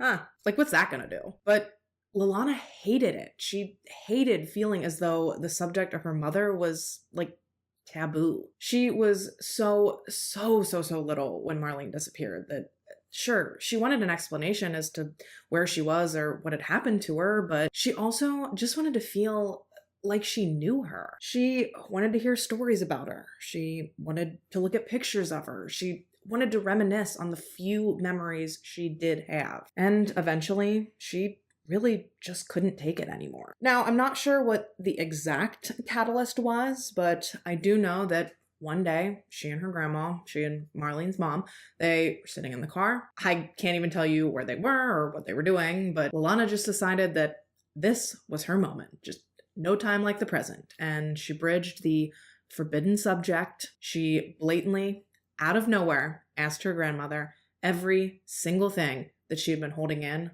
for all these years. Every question she could possibly think of regarding her mother and her disappearance, Lalana just word vomited, just right into her grandmother's lap. And then, after both sitting in silence together for what I assume probably felt like an eternity, finally, Mildred mustered up the strength. She took Lalana by the hand, and finally, she leveled with her granddaughter. She took a deep breath. She looked Lalana in the eyes, and she told her that her mother was dead. She told her she was dead, that she had been dead since she disappeared, and that her father had killed her. They just could never prove it. And this revelation, shocking and earth-shattering, as I'm sure we can all assume that it was, it completely changed everything about Lalana's life going forward. But not necessarily for the reasons that you might think. I mean, I'm sure it changed her life for those reasons too, but what I mean is that from that point forward, solving her mother's murder became Lalana's entire life's mission. From that moment in the car with her grandmother on, Lalana ate, slept, bled, and breathed her mother's case for like a year. And surprisingly, her first order of business was that she went straight to the source, which was bold and incredible of her. For her to approach her father and confront him about possibly murdering her mother, this man that she had spent her entire life terrified of, and all of a sudden she's just fearless? What a badass. She literally called this man up and she was like, hey, I know you killed mom. Can you please just tell me where you put her body? She told him that all she wanted was to bury her. She wasn't interested in justice. She had no plans to turn him in or to see him prosecuted. She just wanted to know where Marlene was so that she could properly and respectfully lay her to rest. And in response, Bill, who, by the way, was released from prison in 1997 on good behavior. Yeah, he only served like 12, I think, of his 15-year sentence, which is ridiculous, but I digress. In response to Lalana's accusations, Bill, he didn't get mad. He didn't yell. He didn't even deny it. All he did was laugh. He laughed at Lalana. He laughed at her theories, and he laughed at her promises. He laughed and he laughed and he laughed before he finally told her that if she thought he was going to tell her where her mother's body was, she was crazy. Unbelievable, right? Out of the two of them, she's crazy? Get fucking wrecked, bro. But Lalana, she wasn't mad. In fact, all her father's laughter did was motivate her more. She took his laughter and his words as not an insult, but as a challenge. She hung up that phone call with one thing and one thing only on her mind. Game freaking on. If it was the last thing that she ever did, Lalana was going to see to it that her father died in prison for what she was sure he had done to her mother. And so, armed with a 99-cent composition book she picked up at Walmart, Lalana began her investigation. She tracked people down, she independently interviewed them, and she kept track of everything in this notebook. She very quickly and very effectively, might I add, became her mother's strongest and loudest advocate. She was the epitome of the squeaky wheel gets the grease. Don't get me wrong, it wasn't an easy fight. Marlene's case had been cold for years at this point, and if you'll cast your memory back, they didn't really have anything to go off of to investigate her case originally, before it was cold. So Lalana's resources and the information that was available to her, well, to say that it was scant is an understatement. But it did not matter to her. Knowing that her father was out of prison, roaming around the streets as a free man, she knew that solving her mother's case was important not only to bring justice to Marlene, but shoot, Lord only knows who else she could possibly be protecting by getting that disgusting man off the streets and back behind bars. I do want to clarify quickly here that once Bill was released from prison in Rhode Island,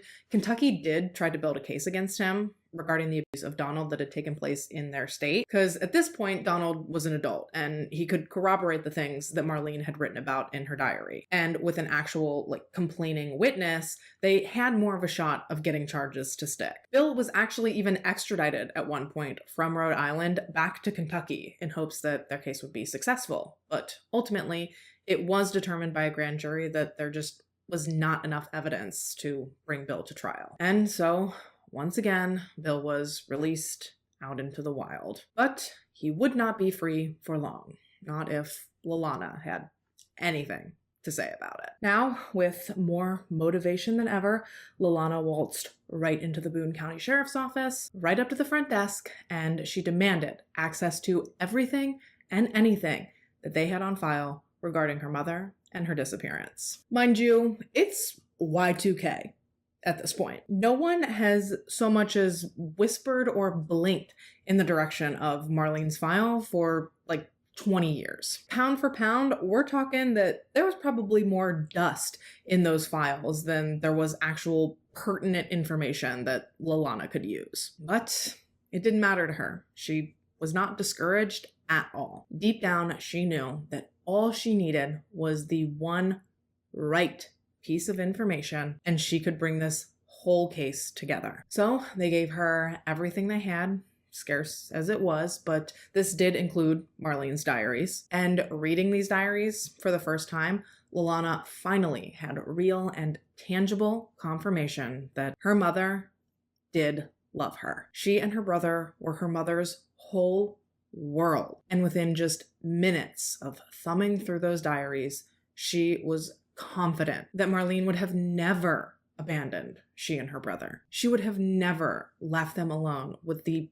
pig they called their father. And while this definitely healed an emotional wound that Lalana had been carrying around for 2 decades, the next revelation she came across, wow, it was the one piece of information she'd been looking for. Buried deep within her mother's file, Lalana would first learn about the human skull that had been discovered on that farm back in '81. And even though there was no way for her to be sure of it in that moment, for whatever reason, she could not shake the feeling that this was her mother's skull. She was so sure that this skull was connected to her mother's case that she actually went out herself, boots to the ground, and went searching for the rest of those remains herself. Armed with nothing but a shovel and gumption, Lalana searched the farm and the surrounding property high and low, both hopeful and terrified that she would find other human remains, but ultimately she never did. And honestly, that doesn't surprise me, because after the skull was initially found, police had extensively searched the property and the surrounding area, as well as other nearby areas and bodies of water, and they never found anything either. So exhausted, disheartened, and disappointed, Lalana threw her shovel back into the trunk of her car and she set off. Once again, back to the drawing board. She knew now more than ever that this partial skull was very likely the only piece of this body that anyone would ever find. And knowing this made Lalana determined to figure out some other way that they could possibly prove that this skull was her mother's. And that, my friends, is when Lalana stumbled across the science of mitochondrial DNA comparison. And basically, a long scientific process short, the DNA inside the mitochondria in humans is passed down from the mother to her children. Meaning that with just a cheek swab and 20 grand, they could actually easily determine whether or not this skull had belonged to Marlene. The problem with this was that, and I don't know about you, but I certainly don't have $20,000 lying around to chuck towards a whim and a hope. And unfortunately, neither did Lalana. And so, trying to scrounge together the funds to pay for these tests became a collaborative effort between Lalana and the rest of Marlene's family. One of Marlene's sisters was actually in talks with cashing out her retirement early in order to fund these tests. Thankfully though, at the very last second, the state of Kentucky did step in and they did fully cover the costs, which I'm not sure why that wasn't happening to begin with, but that's the story. So take it up with Kentucky if you're mad about it. But they did eventually foot the bill, and so with Lalana's spit and Jane Doe's skull, the only thing left to do was to wait. And as I'm sure you can likely imagine, this was a crazy, unnerving time for Lalana. Because on one hand, the entire holdup in designating Marlene's disappearance as a homicide and formulating a case to that fact had been the lack of a body to prove that a death had truly taken place. So if they could definitively prove that the skull had been Marlene's, there would be nothing standing in the way any longer of eventually prosecuting the responsible party.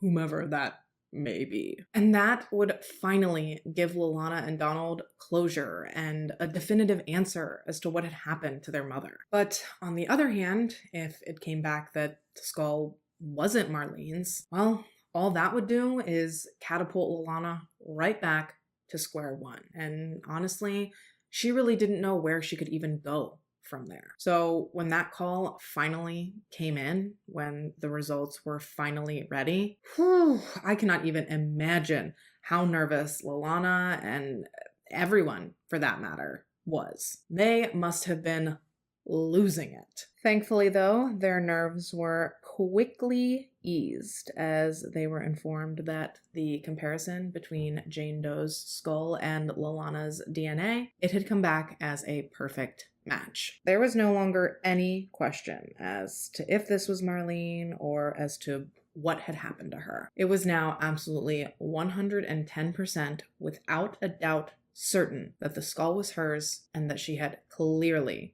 been murdered. The only remaining question now was who exactly was to blame for Marlene's untimely death. And that was only really legally the remaining question. Those who knew Marlene and knew her life, to them, there were no remaining questions. Marlene was dead, and they were sure that Bill had killed her. And you know what's actually crazy? Is that one person, other than Bill, actually already knew this for sure. They'd heard the confession come straight out of Bill's own mouth. I bet you didn't see that one coming. It was back in the late 90s, back when Bill was being held in Kentucky after being released from Rhode Island, when, for whatever reason, the spirit had possessed Bill one day while he was on the phone with his dad to confess to him. And I will tell you what, from that moment on, Jim Major, Bill's dad, hated his son. A no good son of a bitch I'd hang on myself if I could get my hands on him. Hated him with a passion. He took everything he'd learned from his son's little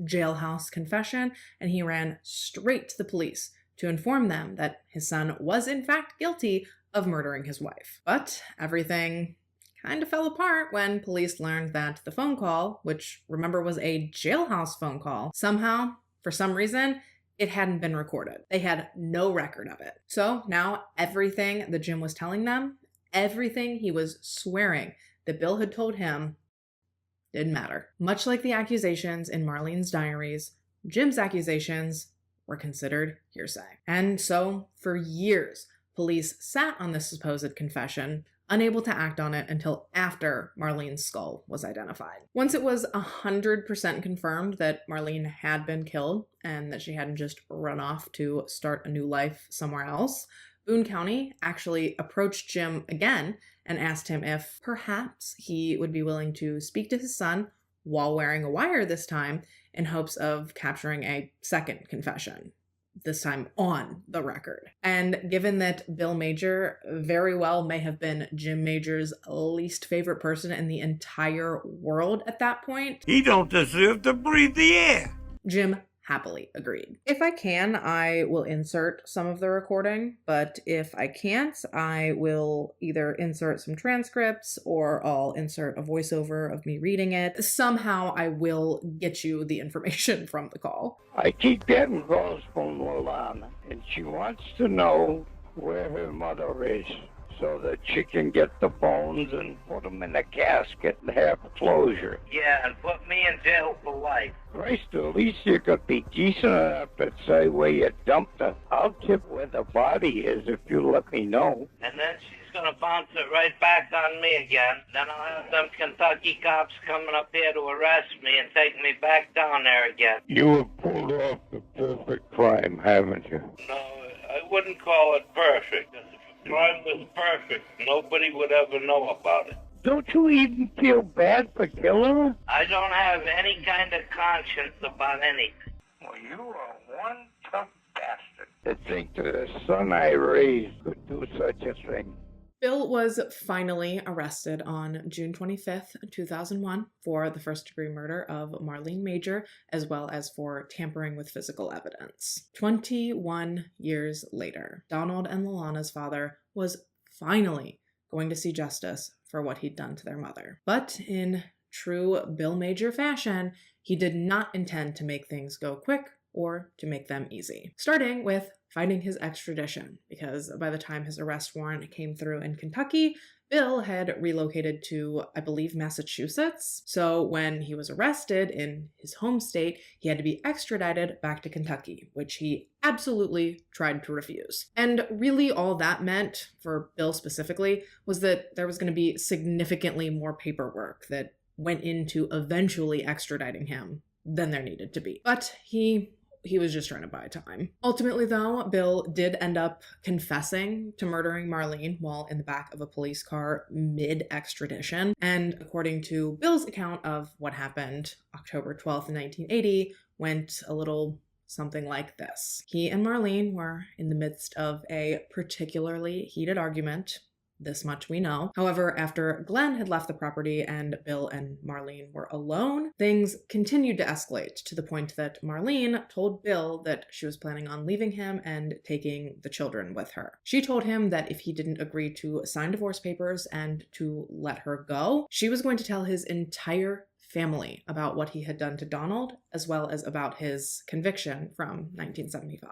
Then, after doling out this threat, Marlene stormed out of the house and she got into her car. Considering that she didn't have her children with her at this point, I really don't know where she planned to go, but before she even got the chance to drive away, Bill, who had been right on her heels out the door, reached into the car, took aim with one of his many guns, and shot Marlene directly in the head at basically point-blank range, killing her instantly. And that was how he had managed to keep the actual home and property free of any evidence. The crime scene had been effectively confined to just Marlene's vehicle. Once his wife was dead, he then woke up his children, packed them into his car, and took them to a neighbor's house and asked them to watch them for a few hours. And this was so that he could dismember Marlene, taking special care to knock her teeth out with his gun before removing her jaw, and then heading out on a joyride all around Kentucky in Marlene's car so that he could strategically dump the remaining fragments of her body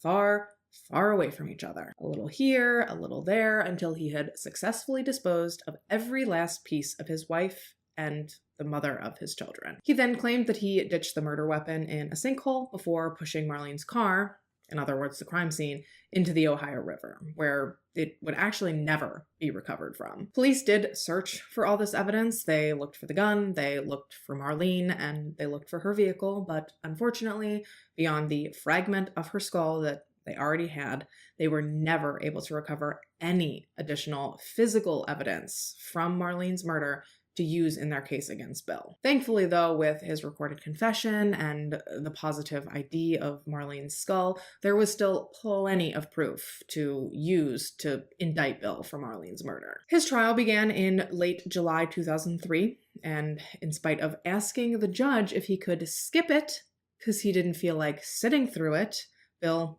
was in fact in attendance. Both children were also there. They both bravely took to the stand and testified against Bill, sharing in great detail the abuse that they endured for years at the hands of their father, physical and sexual. Glenn also testified. He testified to his relationship with Marlene, as well as to the fact that Bill seemed to not just encourage it, but basically to force it. Information that the prosecution went on to use to argue that Bill had hoped that by distracting Marlene, he could carry on molesting their children without any consequences, which I totally agree. Think about it. They had gotten together when Marlene was just a teenager, so by the time they had kids, as gross as it sounds, she was probably getting too old for him. He probably felt nothing seeing her with Glenn because his real interest was in the children, which is just nauseating. Ew, oh, he was such a creep. Once closing arguments had wrapped up and the jury was excused to deliberate, it only took them 43 minutes to return with a unanimous verdict. And in August 2001, William Alexander Major was found guilty as charged of the first-degree murder of his estranged wife, Marlene, as well as guilty of tampering with physical evidence. He was sentenced to life in prison without the possibility of parole for the murder and to 5 years for the tampering with evidence charge. He did attempt to appeal his conviction in 2005 on numerous different grounds. He tried to appeal on admission of uncharged acts in violation, failure to grant a mistrial upon the mention of his refusal to submit to a polygraph test, failure to suppress the taped phone conversation between he and his dad, admission of firearms evidence not proven to be connected with the crime, prejudicial conduct of the prosecutor during the trial, and failure to grant a mistrial due to a conversation between the court bailiff and a juror. And without getting into all of it, because if I did, we'd be here for another hour, but Bill did actually manage to get this appeal through, and he was granted a second trial. But this second trial, boo-hoo for Bill, ended exactly like the first one did. The jury once again found him guilty, and once again he was sentenced to life in prison for the murder charge and 5 years for the tampering with physical evidence charge. And the jury recommended that these sentences run consecutively. Once again, Bill attempted to appeal this conviction and this sentence, this time in 2009. His arguments for his second appeal were, again, on multiple grounds. The trial court improperly admitted weapons testimony, the wiretap was improper, the trial court erred in denying his motion for a mistrial, the trial court failed to inform him that he could control his appointed co-counsel, and finally, he was improperly sentenced consecutively for definite and indefinite terms. And most of these arguments were determined to be insufficient. However, it was noted that although the judgment and sentence in the case notes said that the jury recommended the sentences run consecutively, there was no order designating how the sentences were to run.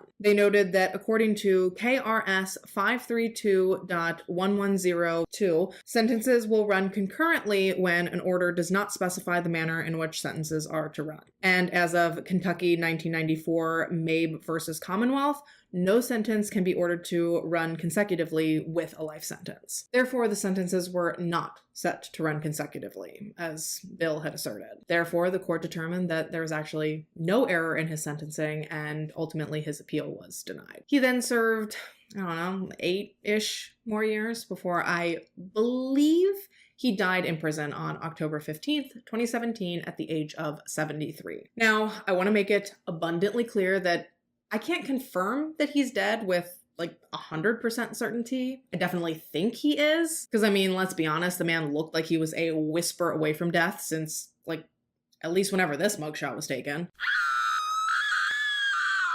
But my opinion aside, because everyone who knew him hated him in the end, it's not like I can find an obituary to 100% confirm it. Nobody was going to waste their time sitting down to write out that mess. I did find a Find a Grave page that seems to reflect his information, and given that he's not listed as a current inmate via the Kentucky Department of Corrections online offender lookup, it seems as though his time here on Earth terrorizing the masses has in fact come to an end. And God, I hope so, because he just sucked. You know who didn't suck though? Or doesn't suck? Lalana. Man, I cannot speak highly enough or speak enough to the respect and admiration that I have for that woman. For her to spend so much of her life just absolutely terrified of her father, only to turn around and harness that fear and use it to take him down, you cannot tell me that she is not an absolute badass. I cannot even begin to imagine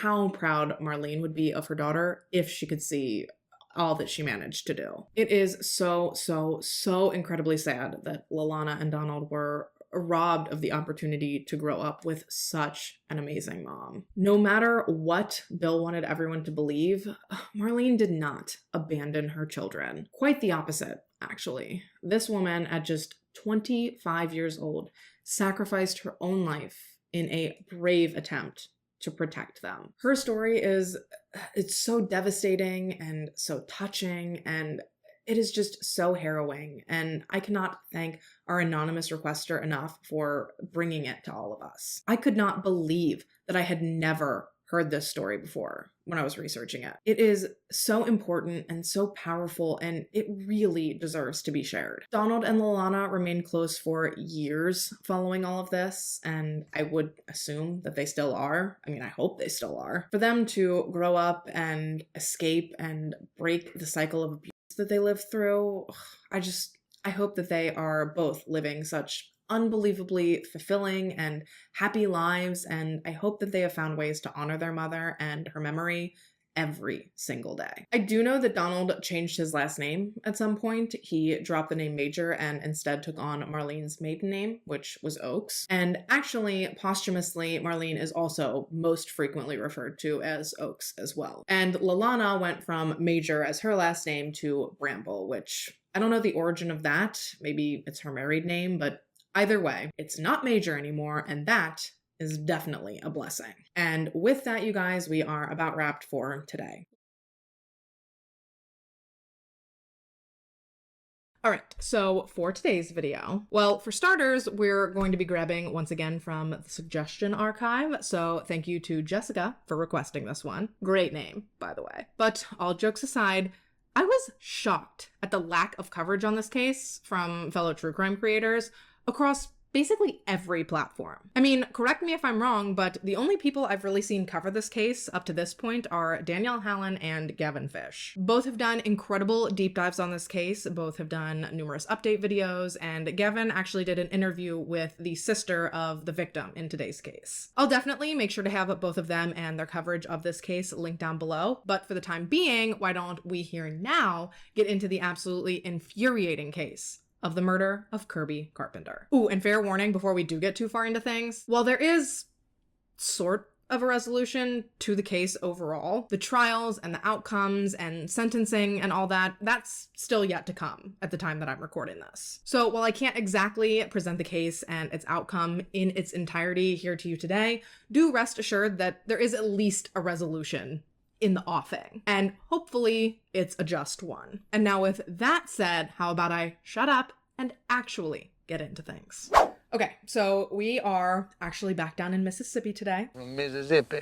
And no, don't worry, I'm not gonna spell it again. Specifically, we're in northern Mississippi. Today's story takes place mostly in Tippah County, which is located right along the Mississippi-Tennessee border. It sits on 460 square miles of land. It hosts a population of just over 20,000 people, and it is most well known for being home to the oldest recorded, continuously running, still open flea market in the entire country. The first Monday flea market actually hosts more than 200,000 visitors annually, which is 10 times the actual population of Tippah itself. So that's a lot. And while I can't tell you with any certainty whether or not today's central figure ever spent any time at this specific swap meet, I can tell you that it does appear as though he lived within the same 50-ish mile radius of it for most of his entire life. Kirby McCord Carpenter was born on May 23rd, 1986 in Tupelo, Mississippi, to his mother Maddie and his father Jerry. According to his obituary, he was one of 6 siblings. He had 2 sisters and 3 brothers, so I have to imagine that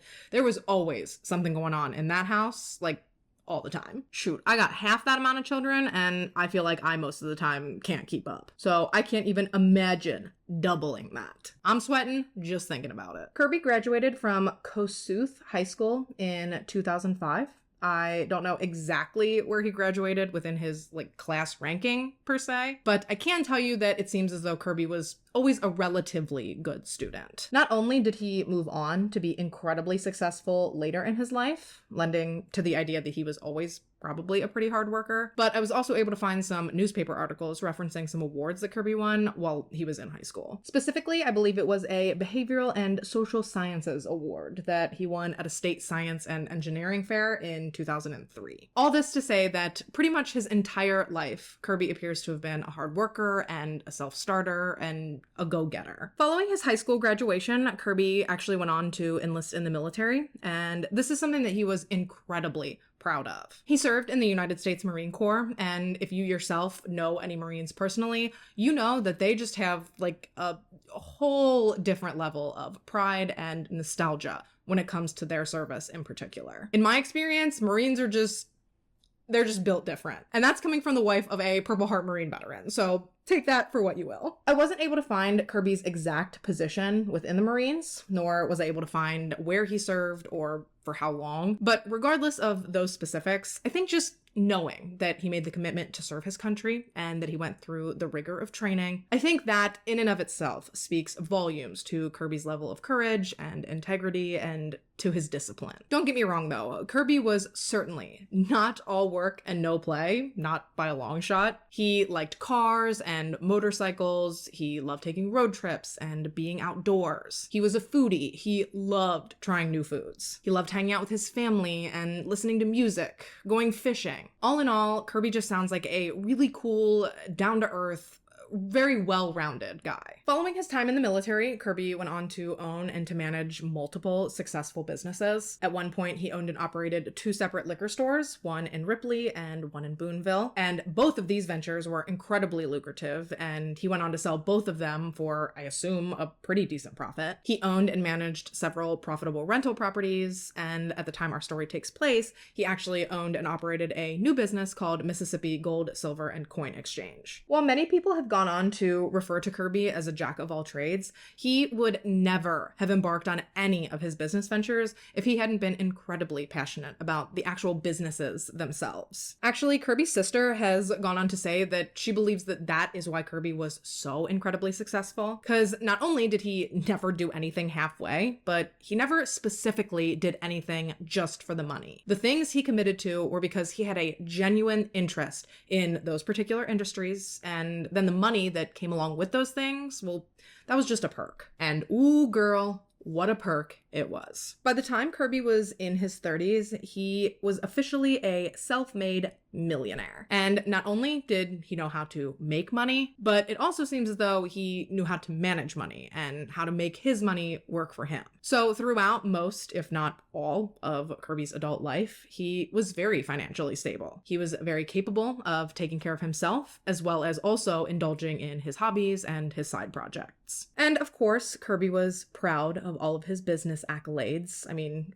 rightfully so. But no matter what he accomplished, no matter how many successful businesses he ran or investments he made, no matter the number in his bank account, what always meant the most to Kirby, more than anything else in this entire world, were his children. Any person who knew Kirby could tell you without hesitation that those kids were Kirby's absolute greatest pride and joy. He and a former partner of his, a woman named Whitney, they welcomed their son and Kirby's first child back in May of 2018. And then a few years later, he and his final partner, Caitlin Spence, welcomed their daughter together in July of 2022. Caitlin and Kirby had been together for a few years prior to the birth of their daughter, and after she was born, the three of them lived together at Kirby's home in Boonville, Mississippi. Oh, and actually, after their daughter was born, Caitlin's parents, Jeff and Karen, they decided to come in from Pennsylvania to stay with Caitlin and Kirby just for a little bit to help them adjust to life with a new baby. From my understanding, their initial plan was to stay with Kirby and Caitlin for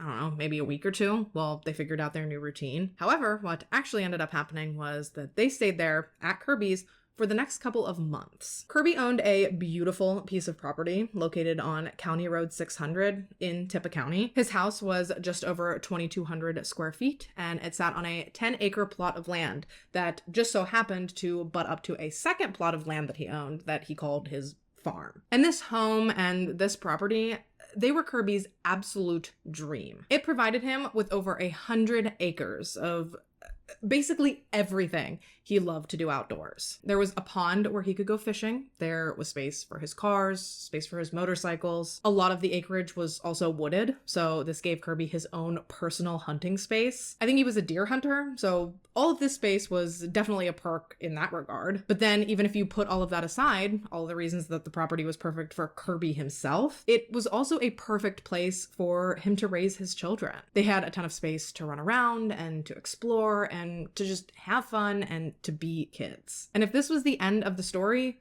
things really would have been picturesque, wouldn't they? Unfortunately, though, we know all too well that had the story ended there, I certainly wouldn't be talking about it here today, so sadly, my friends, that does bring us to Friday, December 2nd, 2022.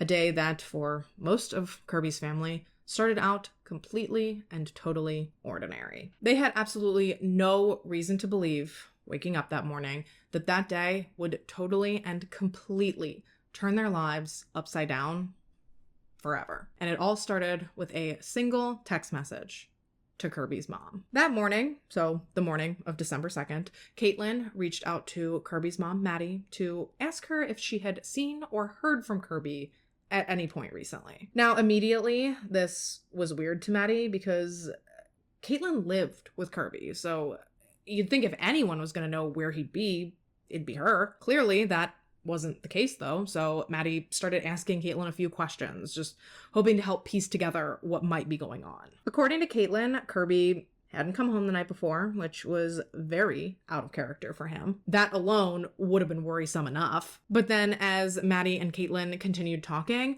Maddie started to realize that it wasn't just the previous night and that morning that Caitlin was saying she hadn't seen Kirby. She was actually telling Maddie that the last time that she had seen Kirby was Wednesday morning. She claimed that when she had left the home that morning, Kirby had still been sleeping in their bed, and that she hadn't seen him since. So it actually wasn't like 12 hours that Kirby was unaccounted for, like Caitlin had first led Maddie to believe it was. Based on the story that Caitlin was presenting, she hadn't spoken to or laid eyes on Kirby for over 48 hours at this point. And then, even more concerning than that, was that all of Kirby's vehicles were still parked at the house. So if he had gone somewhere, he definitely hadn't gone alone, at least not as far as they could tell. Basically, it seems like the more they talked and the more realizations the two came to, the more confusing the entire situation seemed to become. Now, eventually this conversation did graduate from text messages to a phone call. Obviously, by that point, both Maddie and Caitlin were seemingly pretty worried. So Maddie was in the process of reaching out to basically anyone and everyone that she could think of to see if maybe someone else knew where he was. And meanwhile, Caitlin had asked Maddie for the phone number of one of Kirby's friends that she claimed she was going to try to contact to see if maybe Kirby had gone somewhere with him. Unfortunately, though, after speaking to this friend of Kirby's, Caitlin was informed that Kirby was not with him, which was definitely disheartening to Maddie when Caitlin called to relay this to her, because they've been looking for Kirby for hours at this point. They're gradually, one by one, hearing back from everyone they reached out to, and each and every time, it seems to be the same answer. Nobody had seen or heard from Kirby since the last time that Caitlin claimed to have seen him. And they're starting to run out of options at this point, which is making the situation scarier and scarier. I mean, they weren't completely out of options yet, but they definitely had a lot less now than when they'd started. That said, though, when Caitlin had called Kirby's friend, he had actually suggested to her that maybe she should go and check Kirby's deer stand. If you'll remember, Kirby was an avid hunter. He had all of that property out there in the middle of the Mississippi woods, and he had set it up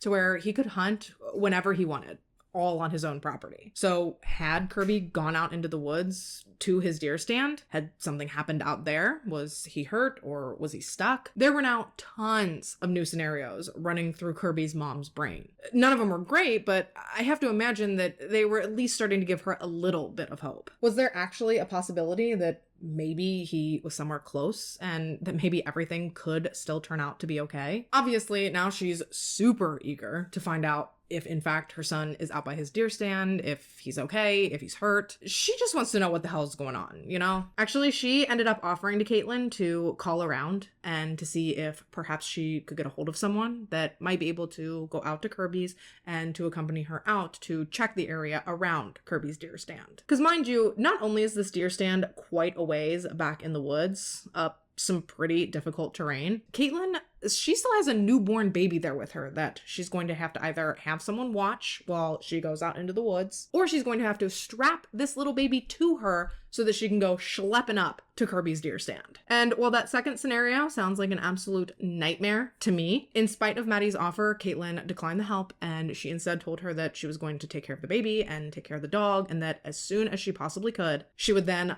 bundle the baby up with her, and the two of them together would walk out through the woods and up to Kirby's deer stand to see if he was there. And I don't know about you, but immediately this seems weird to me for two reasons. Reason one being, I can't think of a single new mother in the world that's going to strap their baby to them in order to trudge through the woods alone, in the cold, in December, while looking for their missing boyfriend. And two, as far as anyone was aware at this time, Caitlin's parents were still in town, so why weren't they gonna watch the baby for her? Or you know what? Better yet, why didn't they go up and look around the deer stand? Because not only is this baby just 4 months old, therefore should not be out in the middle of the woods in December in Mississippi anyway, but she had also apparently just been fighting the flu within the preceding days. So yeah, it's all very weird, and it definitely raises more questions than answers, in my opinion. And you'll get answers to all of these questions eventually. Right now, I'm just kind of giving you what my train of thought was the first time I was looking into this case. Nevertheless, though, after this, Caitlin and Maddie, they get off the phone, and according to Maddie, it was then over a half an hour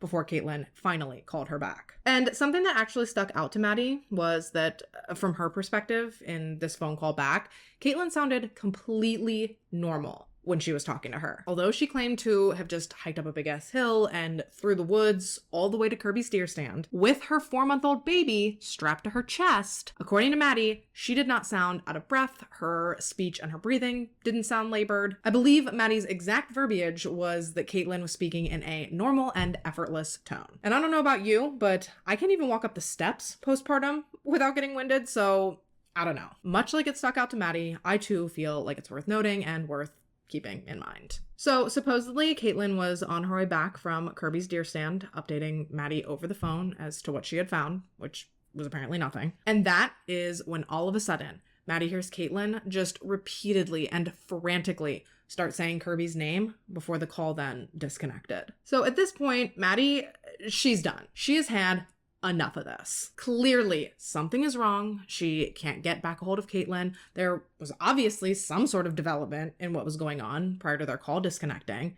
She can't wait any longer to know what the hell might be going on with her son. And I don't blame her for this one bit, because I cannot even imagine what a whirlwind nightmare that day had already been for her up to that point. And as sad as it is, we haven't even covered the half of it yet. At any rate, though, she immediately gets up and she walks out of work because she's not waiting a single more second to go to Kirby's herself and to find out what is going on. The problem with that, though, was that she had at least a 10 to 15 minute drive ahead of her from work to get to Kirby's house. So once she got out of work and got into her car, she actually ended up calling Kirby's stepdad, so her husband, and she asked him to please get to Kirby's as fast as he possibly could. And when he asked her why, all she could tell him was that she didn't exactly know what was going on, but that she just knew something was very, very wrong. And hearing this, Kirby's stepdad, his name's Dwayne, by the way, this was all he needed to hear to get him into his truck and on the road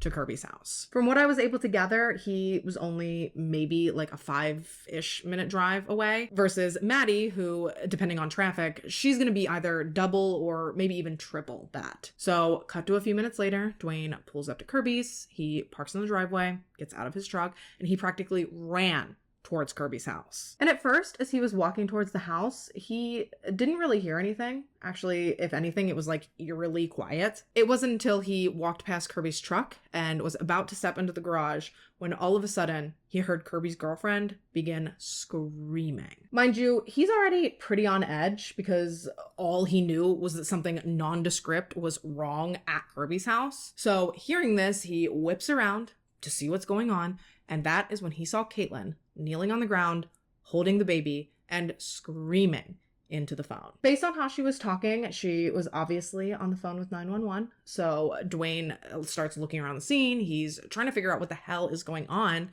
And that is when he saw it. Just a few feet away from where he stood, laid what appeared to be Kirby's body. And I say appeared to be because only Kirby's boots were actually visible to him from where he was standing. Kirby's body appeared to have been covered up, and then on top of that covering sat Kirby's truck's toolbox. And initially, in all of this chaos, Dwayne actually thought that the toolbox had somehow fallen onto Kirby and crushed him. He actually started trying to frantically push the toolbox off of Kirby, and that was when it dawned on him that if the toolbox had fallen on Kirby and that had been the cause of this accident, then why in the hell would Kirby be covered up with the cover underneath the toolbox? Truly, what he was looking at, it really didn't make any sense. And he actually ended up asking Kirby's girlfriend, like, why is he covered up like this? Dwayne did end up pulling the cover back in order to get a look at Kirby's face and to see if,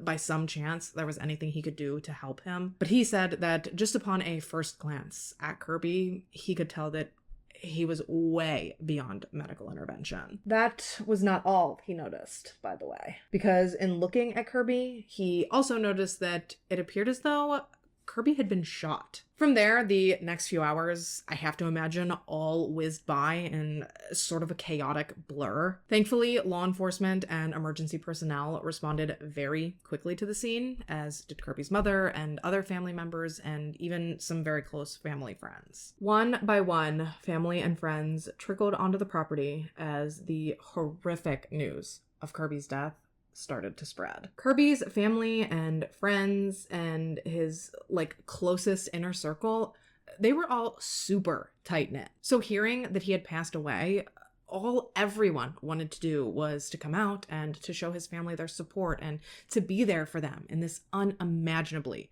difficult time.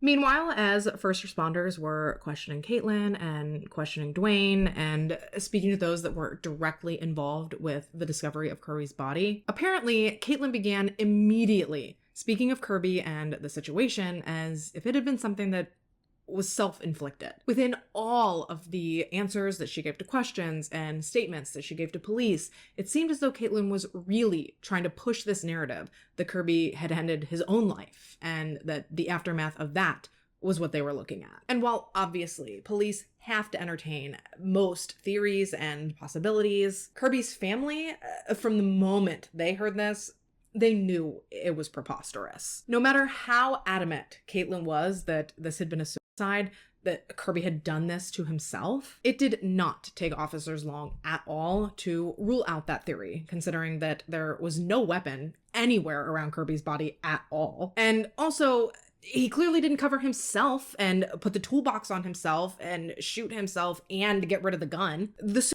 angle just did not make any sense to anyone that took even 4 seconds to look over the scene and to look at Kirby. This was very clearly a homicide. Kirby had clearly been murdered, and now the police, as well as the FBI, needed to try and figure out who had done this and why. What kind of selfish, soulless monster would so callously murder this innocent, kind father of 2 and then just abandon his body outside his very own home? It is sick. Not to mention that it was absolutely befuddling to his family. Kirby didn't have a single indecent bone in his body. He was the kindest, sweetest, gentlest person. Everyone that knew him loved him. When asked if he had ever had any enemies, I'm pretty sure that the family was only able to think of one single person that Kirby had ever had issues with. And if you're like, oh, it's that person,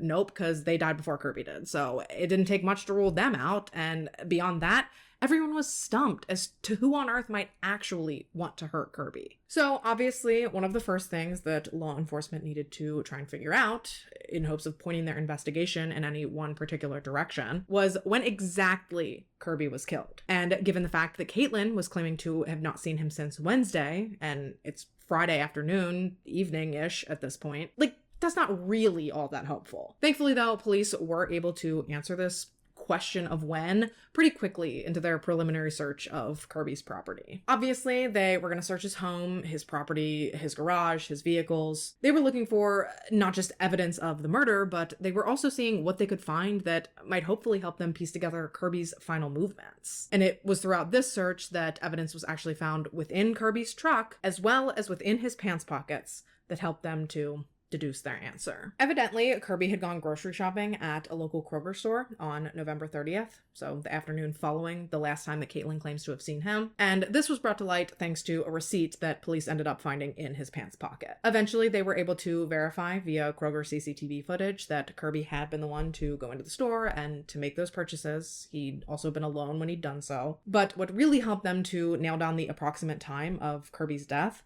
was the fact that the groceries that he purchased while he was at Kroger, they were still sitting in Kroger bags in his truck. And since they'd been able to confirm with CCTV footage from a fire station between Kirby's home and the Kroger store that Kirby appeared to have gone straight home following his shopping trip, and that he was still wearing the same clothes when his body was found as he had been when he was spotted on the supermarket video footage, all this led police to believe that Kirby was ambushed pretty much as soon as he stepped out of his truck on the afternoon of November 30th, before he even had a chance to carry his groceries into his home. Someone had to have been basically laying in wait for him to return home in order for them to catch him completely off guard. My personal assumption with this is that this was a calculated move by Kirby's killer, or killers, because not only was Kirby a Marine, therefore trained in the art of firefight and self-preservation, but he was also known to carry on a regular basis. And I don't know about you, but the last thing on earth I'm trying to do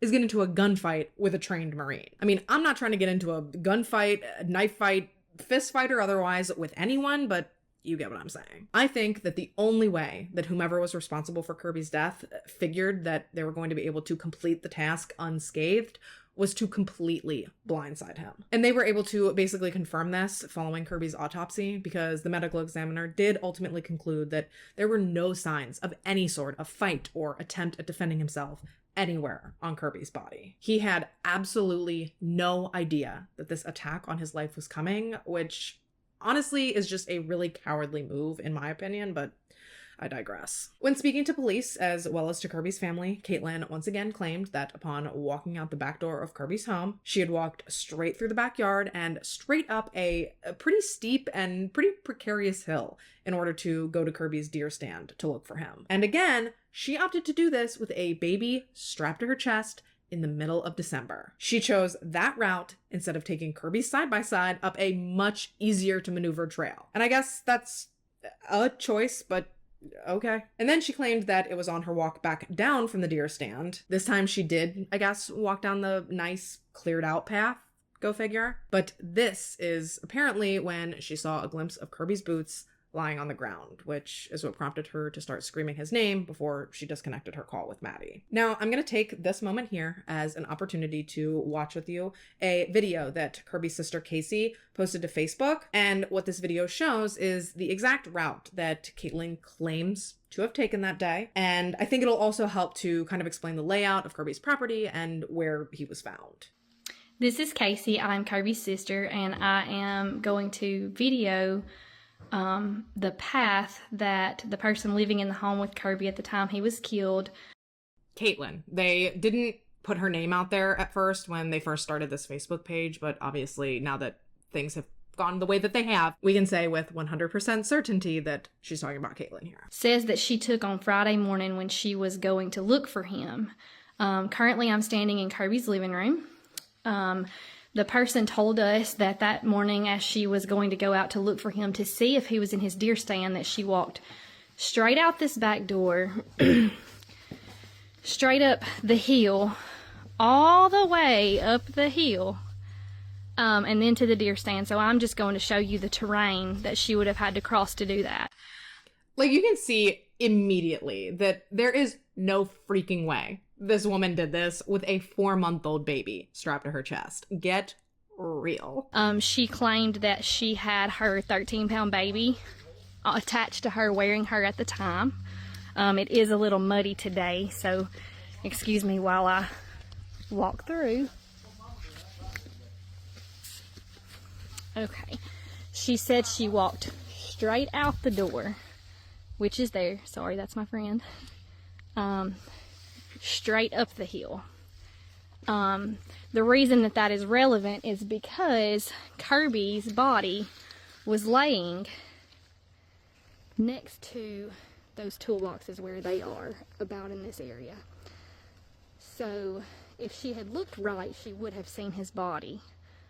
But she says that she did not, that she walked directly up this hill. Basically, what Caitlin is trying to do here is explain why she didn't see Kirby's body until she was on her way back from the deer stand. Because if she had gone up the cleared out path to the deer stand in the first place, she would have seen Kirby's body immediately. Okay, as you can see, my attempt up the hill failed. And she didn't have a baby strapped to her chest. Like, I get it was muddy and perhaps the terrain conditions weren't exactly the same on these 2 separate days, but it has to make you think. I'm standing on the back porch looking at the hill directly in front of me. You can see where I slid down the hill. I am not able to go up that hill. I have attempted several times since his death and have not been able on my own. And I am of much smaller stature and not carrying a baby. Also, just so you're aware or can see, this is what you're looking at when you walk out the back porch. So, this hill, very steep. Also, behind the air conditioner unit there, Kirby's side-by-side was parked. So, typically, if Kirby went into the woods to the deer stand to hunt, he would have gone on his side-by-side. He would not have walked that distance, nor would she have, in my opinion. But you can see that there is, on down here, kind of a less steep trail that Kirby had made to go up and then over to the deer stand, which is way down there. But of course, had she walked this direction to go up that hill in attempts to look for him in the deer stand, which is what she said she was doing, then she would have been walking directly to where his body laid, which was right here. So, I don't know. I think that just kind of helps to visualize more of the layout and kind of helps you see why, in my opinion, Caitlin's story was bullshit. And what's even more wild, because mind you, we're still only at the tip of the iceberg here, but apparently Caitlin flat out admitted that she had left the house and run multiple errands between the time that she had last seen Kirby and the time that she had discovered his body. How the fuck do you walk out of that house multiple times and straight up miss your boyfriend lying dead next to his truck? Especially when you consider that, okay, you mean to tell me that this woman's boyfriend and the father of her child is missing for 2 days, yet his truck is clearly visible, and she never once walked out to the truck to see if he left his phone in there, and maybe that's why he wasn't in touch. I don't know, it's weird. And don't even get me started on the fact that she waited 2 days before she was like, I wonder where my live-in boyfriend / daughter's father is. Sure, I haven't seen him in a while. I suppose you could say that I'm in no position to judge, as I've clearly never been through anything like this before, but 1000% my gut instinct when researching this case is that Caitlin Spence, she ain't looking good. Oh, and BT Dubs, Kirby's phone, it was in fact in his truck. I believe police found it plugged into his car charger, and I assume just like sitting on the center console. God, I cannot even begin to imagine what this poor family was going through. Knowing that this beloved member of their family, not only was he murdered, but that he had been sitting undiscovered right outside his very own home for 2 days. As I'm sure you can understand, they were heartbroken, they were devastated, and they were just completely destroyed by this. Eventually, as the investigation really started to kind of take over Kirby's property and certain areas became off limits, the family, to me, it sounds like they collectively decided to leave Kirby's. They wanted to leave police to what they needed to do and to instead move their gathering to Kirby's mom and stepdad's house. This way, they could still be together and grieve together and support one another without having to worry about being in the way of officers or, worse, potentially interfering with possible evidence. And it was actually once they had kind of stepped away from the scene and gotten some time to really think and to assess the situation that Kirby's sister Casey was like, Caitlin, where's your folks? Because as I've mentioned quite a few times, Caitlin's parents had been staying with she and Kirby ever since their daughter had been born in July. So for 4 months at this point, they had been right there up until at least Thanksgiving, which was only 6 days before Kirby had been murdered. So it was really weird to Casey and to Kirby's whole family that these two had been hanging around for months,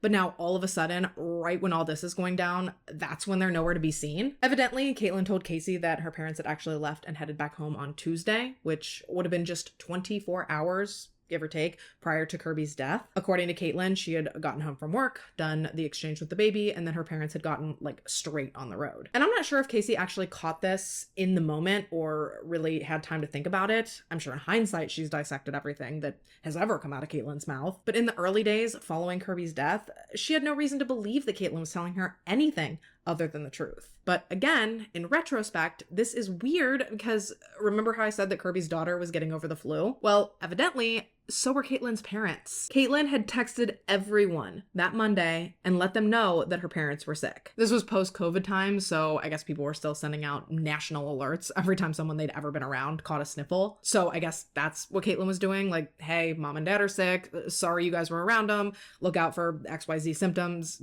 Good luck and Godspeed. And in my opinion, I think it's weird that they're sick enough one day for you to tell everyone that was at Thanksgiving with them that they need to watch out for symptoms, but they're healthy enough the very next day to load up into the car for a 15-hour long road trip. Like, sure, it's possible, but again, it just seems weird. As did basically everything Caitlin went on to do in the wake of Kirby's death. For starters, her conscience, in my opinion, seemed pretty guilty basically from jump. Pretty early in the investigation, an MBI agent pulled Caitlin aside while she was at the house just to tell her, like, hey, at some point we're going to have to sit down and have a conversation with you, which I feel like we all know is fairly common, because Caitlin wasn't just his significant other, but she was also the person who found his body. Obviously, they're going to want to sit down and have a formal conversation with her. Anyone in their right mind should have expected that. However, Caitlin took this to mean that she was immediately a suspect. She broke down into hysterical tears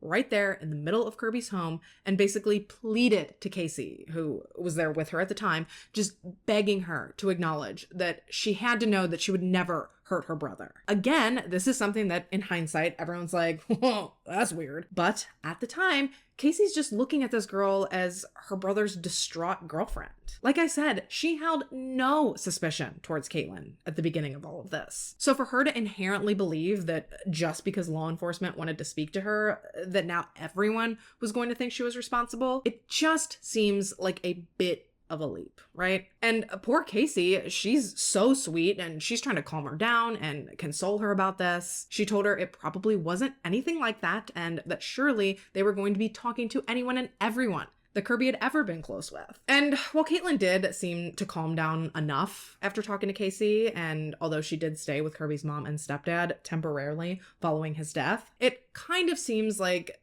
this was sort of a turning point as far as the relationship between the two families was concerned. Basically, as soon as police released Kirby's house from being an active crime scene, Caitlin packed up she and the baby and she moved back into the home. And her parents also came back down from Pennsylvania to Mississippi, moving back into Kirby's home with her to stay there indefinitely, I guess. And this kind of seems to be where Caitlin's relationship with Kirby's family started to dissolve. But before we get into that, I'm going to take my break, throw on my lashes, and when we get back, what the actual fuck is up with Caitlin and her parents? Don't go nowhere.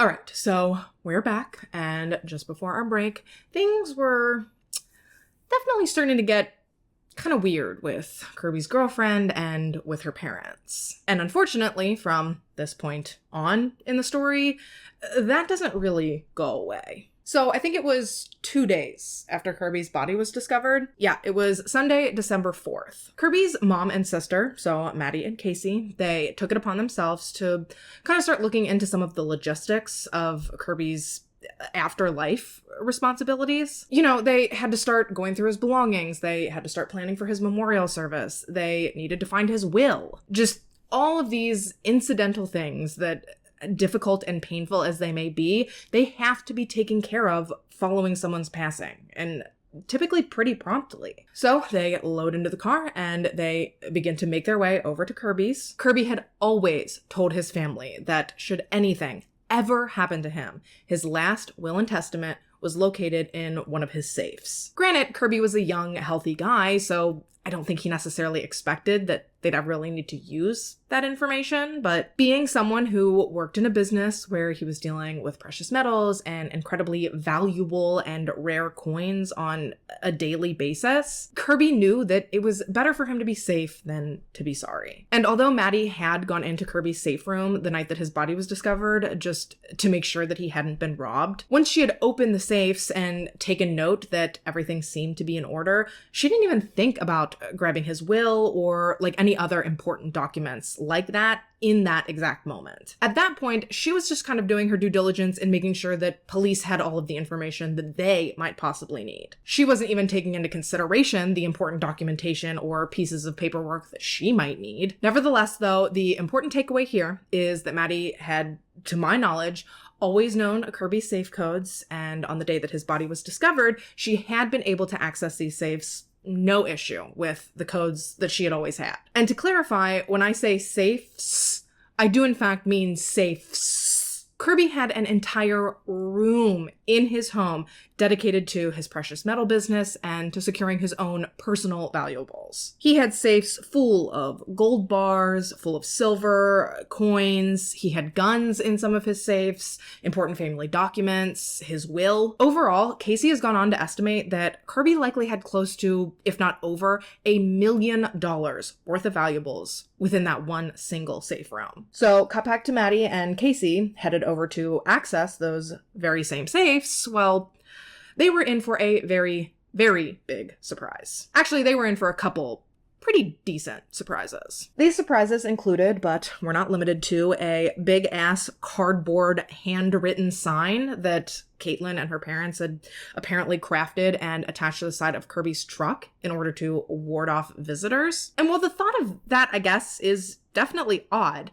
from Maddie and Casey's standpoint, this didn't apply to them, so it absolutely did not stop them from proceeding into the home, as was their right. Now, at this time, I guess Caitlin wasn't there, so it was just her parents at Kirby's house, and they were watching the baby. And although things did start out friendly and cordial enough, they most certainly did not stay that way. As soon as Kirby's mom said anything about going into the safe room or about getting into the safes, Caitlin's dad seems to have kind of snapped, I guess you could say. It seems like from that point on, he just could not hold his composure or his facade any longer. Right then and there, he basically started accusing Kirby's mom and Kirby's sister of trying to make it seem as though Caitlin was guilty of what had happened to Kirby. He told them that he didn't appreciate them coming down to his house and trying to cause problems. Like, excuse me, sir, but I'm gonna need you to take several seats because it's not your home. You do not make the rules, and if anyone is making your family look bad right now, it's you. Truly, I do not know how on earth Maddie and Casey managed to hold their composure through all of this, but through some superhuman level of strength, they did. They did manage to slightly de-escalate the situation, at least enough, but I think we can all understand that this left a very bad taste in their mouth as far as the Spences were concerned. And honestly, the more they walked around Kirby's house and the more they really started to take in, the more and more uncomfortable things really did start to become. Not only had the safe codes been changed, which had already given them some pause, but apparently the doorknobs and all of the locks had been changed as well. Yeah, I guess this could have been written off as a security measure. I mean, Kirby had just been killed right outside that very home, and as far as everyone was aware at that moment,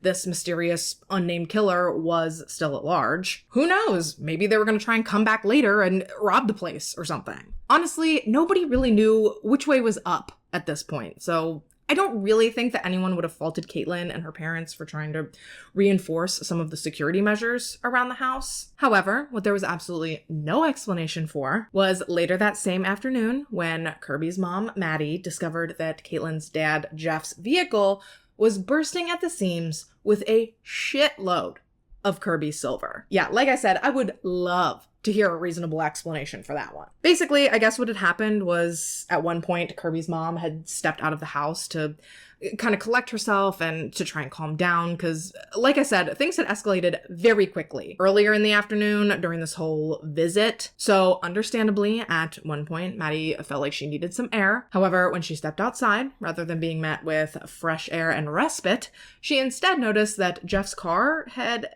been parked in sort of a weird configuration between the garage of the house and Kirby's truck. And given all of the absolute tomfoolery that she had already dealt with up to this point, out of curiosity, she decided to walk over to the car and just, to take a peek inside, and sure enough, all it took was a cursory glance for her to realize that Jeff was absolutely attempting to make off with a ton of Kirby's precious metals. Now, obviously, Maddie confronted Jeff about this because, what the actual hell are you doing? But then this conversation escalated into another argument, and just, it was all starting to become increasingly clear to Kirby's family that something was up. At the very least, something was up with Caitlin's dad, but realistically, the whole Spence trio was starting to look suspicious. Now, prior to leaving Kirby's that evening, Maddie and Casey were able to get back some of the load of silver that Jeff had in his car. Basically, they tried to gather up everything they possibly could with their 4 combined hands before they left. Don't get me wrong though, it wasn't like they were leaving like this is over type leaving. They were leaving like you'll be hearing from our attorney type leaving. Remember, this was on a Sunday, and by the time they left the house that afternoon, they had every intention of retaining legal representation first thing the following morning. They wanted to make sure that moving forward, they did everything in their power to protect Kirby's assets and to protect Kirby's fortune. Because I don't care if he's Kirby's daughter's grandfather or not, none of what belonged to Kirby belonged to crusty ass Jeff. I just cannot believe that in this unimaginably difficult and devastating time, this is the shit that these people are putting this family through. I mean, I can, given the outcome of this story, but I don't know. It never ceases to amaze me how truly heartless some people can be. Now, Kirby's mom did actually end up going back to Kirby's house later that same evening, so still December 4th. Because I guess after speaking to Caitlin, she was hoping that maybe they could all come together and smooth things over. However, when she got to the house, Caitlin and her parents had the doors like barricaded shut, and they refused to open them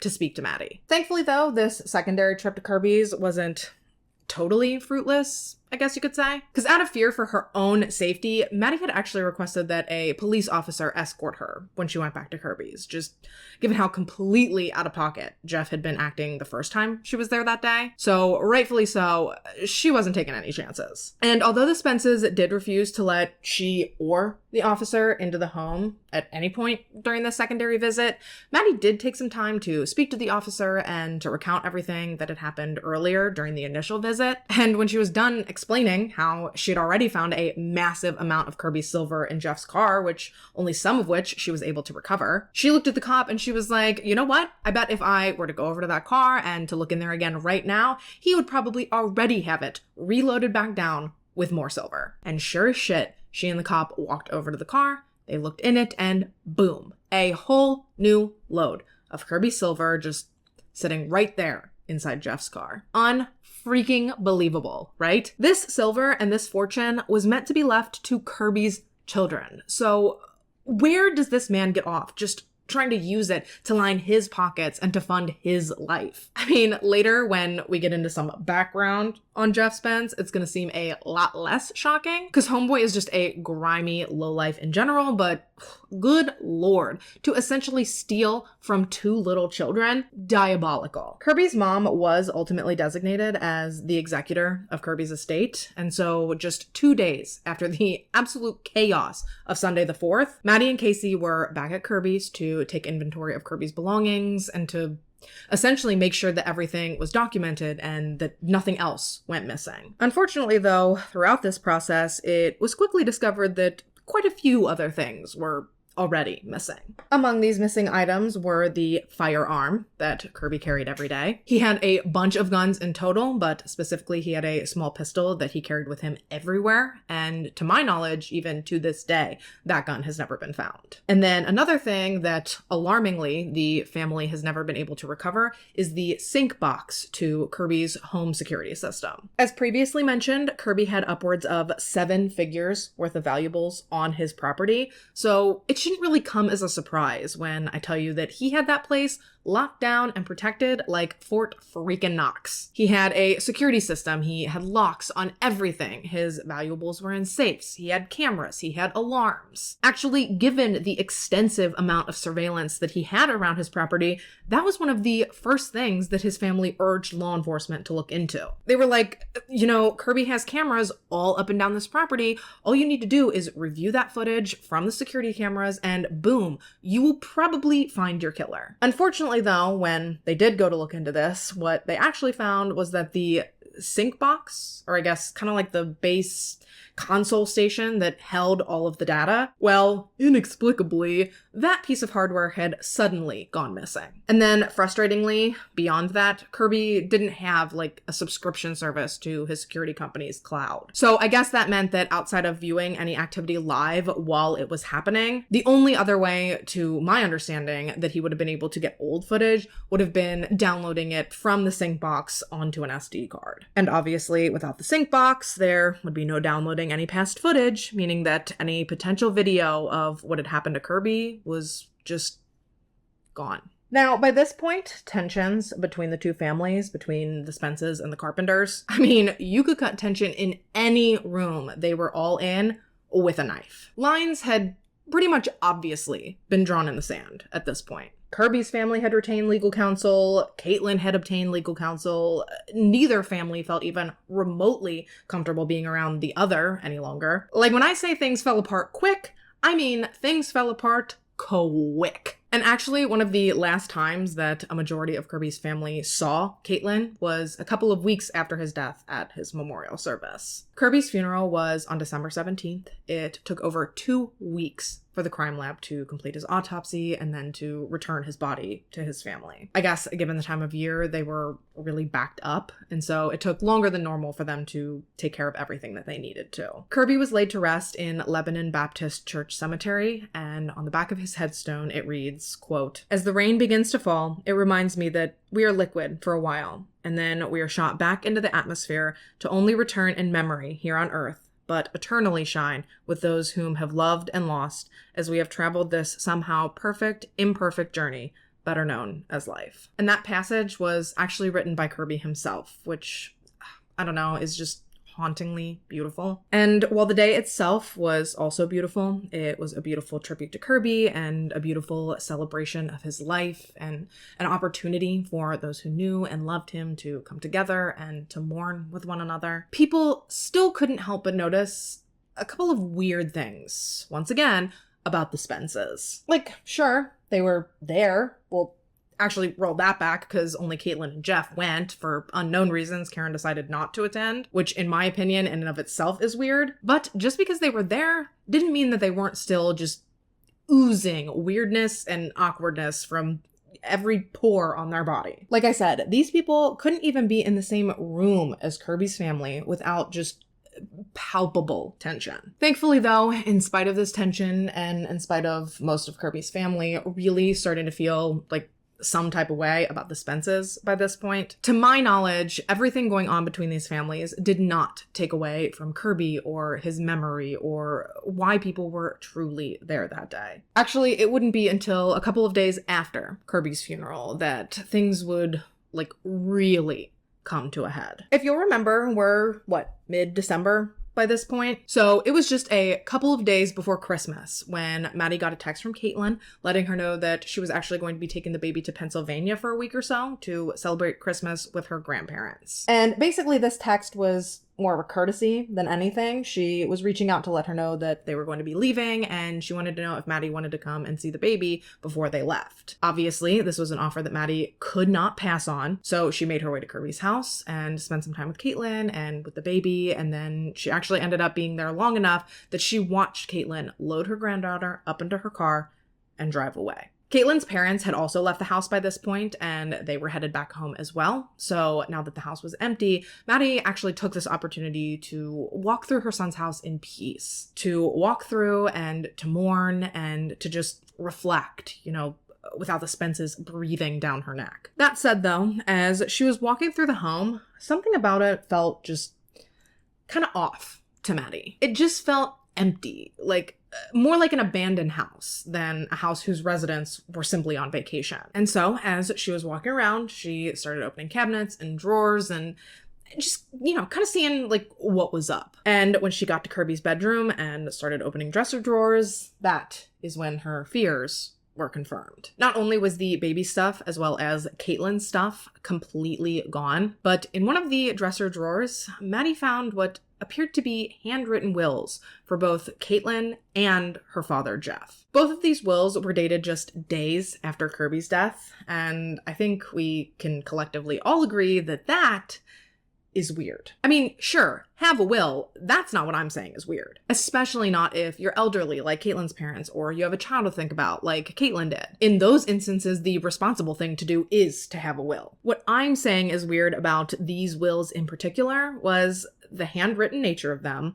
and the fact that they had been left behind in this empty dresser in this I guess now abandoned home. Like, what on earth prompted y'all to sit down and have this family will writing party? And then why did you leave them behind like this to be found? These questions are rhetorical, by the way. I have my own theories and speculation on this, but I would also love to know what you think. At any rate, though, I don't really think that at this point, Kirby's family gave half a brown Crayola about the Spences and keeping in touch with them specifically. Rather, their biggest concern here, with the apparent fact that Caitlin wouldn't be coming back, was Kirby's baby daughter. Thankfully, they were able to keep in touch with Caitlin for a while, and in these conversations, you better believe that the only thing their family cared to talk to her about was Kirby's daughter. They even actually went as far as to send checks to Caitlin as sort of like a child support situation, all just to help to make sure that Kirby's little girl was being well taken care of. Sadly, though, in spite of this, in spite of everything they were doing to try and keep these lines of communication open, gradually as the days and weeks turned into months,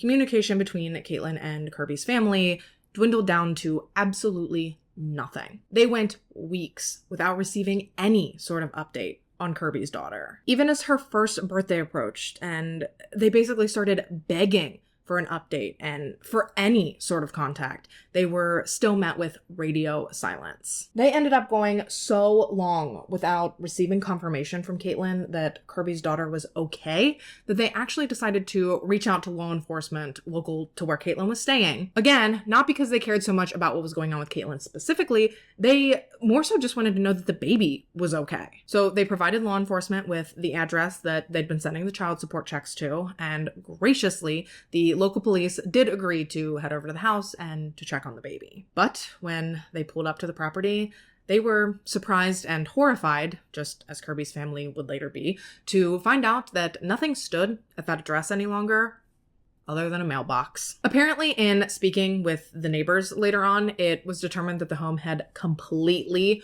burned down on July 1st, 2023.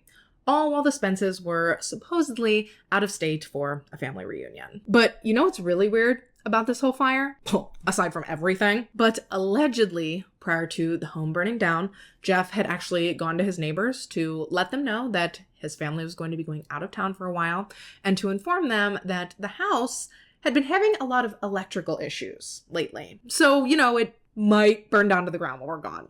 Who's to say? I mean, obviously, he didn't word it exactly like that, but in my opinion, it's pretty obvious the story that he was trying to weave together with that conversation. There's also rumors going around that Jeff Spence was actually seen on the property that morning just before it burned down, you know, after he was supposedly already out of town. But I don't personally know if that's been confirmed or not, so I can't really speak to the validity of those rumblings. I believe it, but I'm not telling you to believe it. Okay? Anyway, it took Kirby's family weeks after all this went down to finally track down the baby and to confirm that she was okay. But until they were able to, can you imagine the absolute torment and anguish they were going through not being able to see her or to know that she was okay? First, they lost Kirby, and then his daughter was basically ripped away from them as well. Like, that had to be absolute torture. And actually, to the best of my knowledge, it was this that prompted them to take to social media and to start the Justice for Kirby Facebook page. The page was started in July of 2023, and it really just began as a way for Kirby's family to share his story and to try to gain publicity for his case. They very gradually shared what information they were comfortable with, and given the fact that the page has now amassed almost 20,000 followers, it's safe to say that they were successful in that mission. And honestly, I think it was advice and input from the public, coupled with just clarity gained from time and space away from the situation, that really solidified Kirby's family's suspicion that likely the Spences were responsible for Kirby's untimely death. I mean, surely they had that suspicion pretty early on when the Spences started acting like absolute fucking goons, but I guarantee public opinion on things and time to reflect and to dissect everything that had been done and said up to that point. It's like when they say you can't see the whole picture if you're too close to it, you know? But it's safe to say that by this point, they were all sure that Caitlin and her parents were in fact to blame, as was the public that was invested in this case. Meanwhile, Meanwhile, while all of this was going on, the Spences were busy purchasing homes in cash and seemingly planning to leave the country with Kirby's daughter. Yeah. What? So both of these pieces of information, I believe Gavin Fish, broke the news on. So again, I will make sure to have his coverage linked down below. But apparently, based on information supplied to Gavin, it appears as though sometime in 2023, Caitlyn had submitted for a passport for Kirby's daughter. And I don't know if you know this or not, but typically you wouldn't need a passport for a baby unless you're planning on taking said baby out of the country. Yikes. Thankfully, it never got to that point. Praise Jesus. But one thing the Spences were able to accomplish, Jeff Spence in particular, was the cash purchase of a $95,000 home in Oil City, Pennsylvania. Now, where do you think that Jeff, who, mind you, had claimed bankruptcy and lost property and 2 businesses just months prior to Kirby's death, managed to scrounge up almost $100,000 cash? Caitlyn's dad, Jeff's vehicle, was bursting at the seams with a shitload of Kirby's silver. And the reason that I think this, aside from the fact that we already know that he stole a bunch of Kirby's silver, is that historically, Jeff Spence is a man that is infamous for theft and for funding his own life off the backs of others. And this reputation dates all the way back to at least the 90s, when Jeff Spence, complete with a wee little Caitlyn in tow, drugged and stole a very famous 68-point white-tailed buck named Goliath. Yes, it was late in the evening on October 19th, 1999, when Jeff crept onto the owner's property, shot Goliath with a tranquilizer dart, and loaded him into his pickup truck before driving off. And as soon as Goliath's actual owner, Rodney Miller, discovered that Goliath was missing, he immediately offered a $100,000 reward for the safe return of his prized deer. Yes, you heard that right, $100,000 for a deer. You see, because Goliath could be bred to produce offspring that also had these, magnificent racks. That's what she said. He and his sperm essentially were worth a shitload of money. There's a sentence I never thought I'd say. Now, thankfully, a group of deer farmers visiting Jeff Spence's property in July of 2003, they got a look at this absolutely massive buck that Jeff had, whom he supposedly named Hercules. And after a picture of this buck got back to Rodney Miller, he secured a court order to recover Goliath the very next day. And on the off chance that you're concerned by this, what if it was just another big-ass deer? They actually went on to DNA test the deer that was recovered, and when the results came in, they confirmed that Jeff's Hercules was actually Rodney's Goliath. Jeff went on to be charged and convicted of the theft, for which he faced up to 16 months in prison and $1.2 million that he would be ordered to pay in restitution. However, in the end, he was only sentenced to 90 days in county jail and 7 years of probation. Basically, all this to say that clearly Jeff Spence has no problem taking things from others that he wants or that he feels entitled to, no matter the potential consequences and no matter who it may hurt. But that begs the question, would he truly hurt his newborn granddaughter's father just to get his hands on some silver? Well, according to law enforcement, yep. After an extensive and grueling investigation by police and by the FBI, and after a torturous and emotionally exhausting 365 days, exactly 1 year to the day after Kirby was killed, so on November 30th, 2023, deputies from Smith County Sheriff's Office, along with U.S. Marshals, arrested Jeff and Karen Spence in the Sugar Grove area of Smith County, Virginia. Caitlyn Spence was also brought into custody by U.S. Marshals in Jefferson County, Pennsylvania, the same day. Now, unfortunately, an affidavit of probable cause at the time that I'm filming this has not been released to the public, so I can't, go into specifics as to what exactly led to this arrest, as far as, physical, circumstantial, or forensic evidence goes. But I think, based on the breakdown of the story that I've given thus far,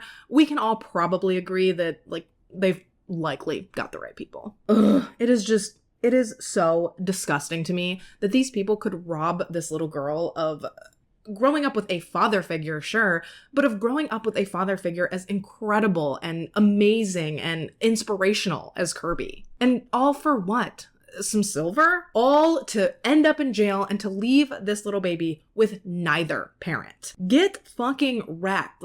ooh, these people. They are just like the scum of the freaking earth, man. I will tell you what. Ooh, and you know what makes me like physically ill is that Caitlyn is still listed in Kirby's obituary as one of those left to cherish his memories. Like, are you allowed to edit those in situations like this after the fact? Granted, I'm not saying that they should. They could very well be choosing to leave her in there for reasons I'm completely unaware of. Obviously, it's none of my business. I'm just saying that if I were ever in even a remotely similar situation, I know my petty ass would. At any rate, though, these mouth breathers are currently being held in separate facilities while they await their day in court. They were officially indicted for Kirby's murder back in April of this year. However, their trial dates have yet to be released. I do know, though, that given the fact that they're charged with capital murder, if they are found guilty, they're looking at a minimum of life in prison. And on the extreme end, they could even be facing the death penalty if found guilty. At this point, I don't think there has been any word as far as pleas go, and like I said, there's nothing out there right now in regards to a trial date, so I'll definitely keep you guys updated on that, but for now, that's pretty much where the case stands. And I hate to leave you on sort of like a cliffhanger like that, but I think the important thing to acknowledge here is that these suspects are behind bars, and most importantly, Kirby's family is in the process of finally receiving the justice that they have so unwaveringly fought for over the last year and a half. As far as things stand with Kirby's daughter, I know that she's doing well. I don't have any specific information as far as what's going on with the custody situation with her right now, but I honestly don't really think that's anyone's business at this time. I think that all we need to know is that she is doing well. She is obviously away from the Spences, thank God, and Kirby's family has been able to maintain contact with her in the wake of the arrest of Caitlyn and her parents. So yeah, like I said, I will do my best to keep you guys updated as new information becomes available, but I would also urge you to head over to Facebook and follow the Justice for Kirby page that his family runs, because I guarantee you'll get faster updates there from them than you will from me. Not to mention that going into all the legal proceedings that are undoubtedly in their future, Kirby's family could likely use all of our support now more than ever. And with that, you guys, we are about wrapped for today. Rest in peace to poor Kirby. At just 36 years old, he was a self-made millionaire, a successful entrepreneur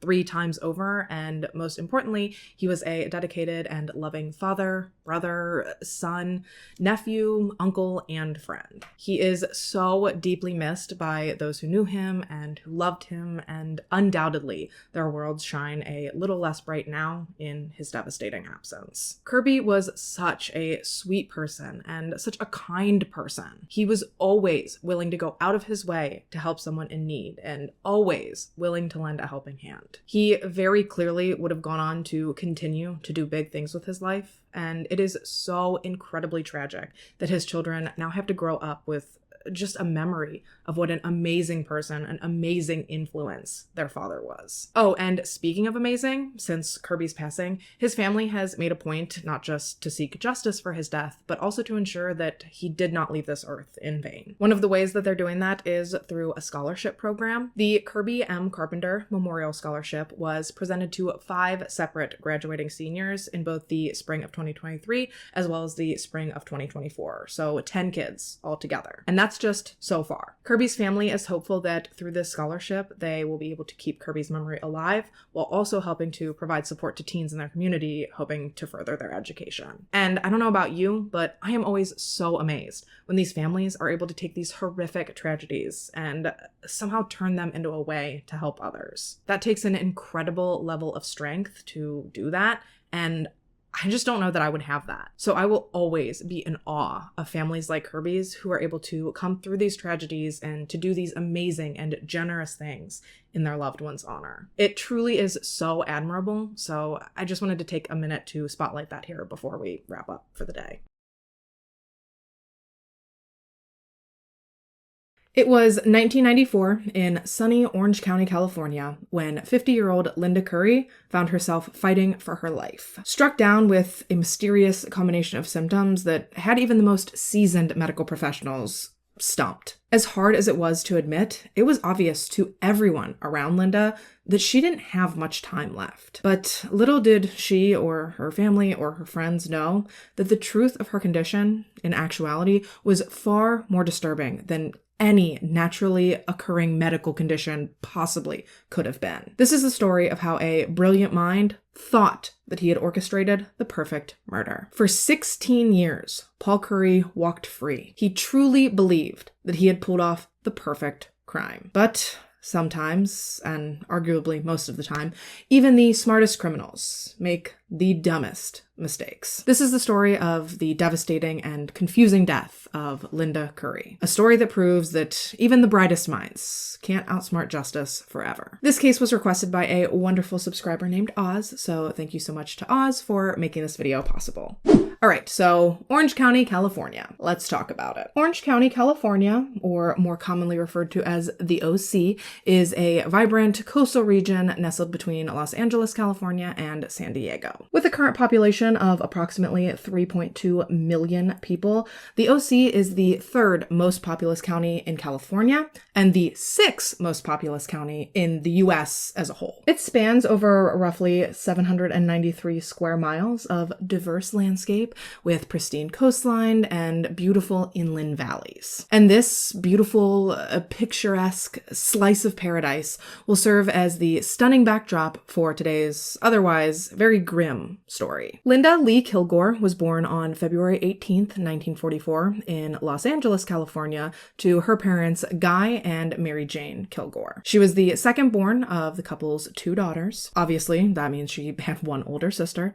And while I couldn't find too terribly much about Linda's upbringing and about her life growing up, actually I couldn't find anything about it, what I can tell you is that she was the absolute epitome of what I feel like a person means when they say California girl. She was blonde, she was tan, she was tall, she was gorgeous. So not only did she hit the genetic frickin' lottery, but Linda also seems like she was just a genuinely amazing person, as much so inside as she was out. When asked to describe Linda, almost all of her friends seemed to say all of the same sorts of things. She was kind, she was warm, she was friendly, she was generous. Truly, in researching who Linda was, I did not come across a single person who had a single bad thing to say about her. She just seems like she had all the best qualities that a person could possibly have. And then some. She was pretty, she was funny, she was smart, she was athletic, she loved food and shopping, she loved fashion. Looking back, a friend of Linda's mentioned that she was always impeccably dressed. She was always perfectly coordinated, from her blouses to her shoes to her jewelry to her nails. Linda always looked friggin' show-stopping. But don't take that and get it twisted. Sure, she may have been like a blonde bombshell, but she was certainly not your stereotypical dumb blonde. And I can say that, because I'm a dumb blonde. However, Linda certainly was not. Linda graduated high school in the early 1960s, and while I couldn't find any information on where or if she attended college, one thing I can tell you for sure is that Linda was an incredibly driven and an incredibly ambitious woman. Glass ceiling? She never heard of it. She knew that wherever she ended up, she was going to work her ass off, she was going to get ahead, and she was going to make something of herself. And that's exactly what she went on to do. Linda's career officially began when she accepted an entry-level administrative position at Southern California's San Onofre Nuclear Generating Station, an establishment that, as the name suggests, was a nuclear power plant located in San Clemente, California, owned by the larger umbrella company of Southern California Edison. Throughout her time working at San Onofre, Linda worked hard, she proved herself, she proved her worth, and eventually she worked her way all the way up to a high-powered corporate executive position. So by Linda's late 30s, early 40s, I'd say, she had made quite a life for herself. She was making good money, she had bought herself a beautiful home, she had great benefits through work, she had an incredible group of friends, she was close with her family, particularly her sister and her niece. Like I said, Linda was living very comfortably. The only thing in Linda's life that perhaps some people might view her as unfortunate for was that she hadn't quite been as successful romantically as she had been professionally. Now, that's not to say that, one, if you're single, you're not successful, but it's also not to say that Linda did not put effort into that part of her life. Quite the opposite, actually. Linda was married and divorced 2 separate times, and then outside of those marriages, she had at least 2 other very very serious relationships. However, obviously, both of those ultimately had come to an end, once again rendering Linda single. That said, though, Linda always seemed to remain in touch with and to remain on good terms with these men. As previously stated, apparently, even if she had dumped your ass, there was just no way that anyone could seem to dislike Linda. She was simply that great of a person. But despite the fact that she was a self-proclaimed hopeless romantic, something just always seemed to get in the way of Linda finding her Prince Charming. In fact, she was actually pretty much ready to throw in the towel on dating and on men and marriage as a whole. But as we have discussed here before on this channel, love has a silly little way of popping up in your life almost exactly when you stop looking for it. And that was exactly what happened to Linda in 1989 when a young man named Paul Curry walked into her life. Paul was quite literally a nuclear engineer who'd recently taken on a job at San Onofre as a safety consultant. Now, Paul was about 12 years Linda's junior. He was 33 and she was 45 when they met. But putting that aside, Linda was almost immediately taken with Paul. Not only did she find him physically attractive, but she also felt as though he was a really good match for her intellectually as well. Like I said, homeboy was a whole-ass nuclear engineer. Just from the name alone, you can tell that someone has to be very, very smart to have that job. And as if that wasn't enticing enough to Linda,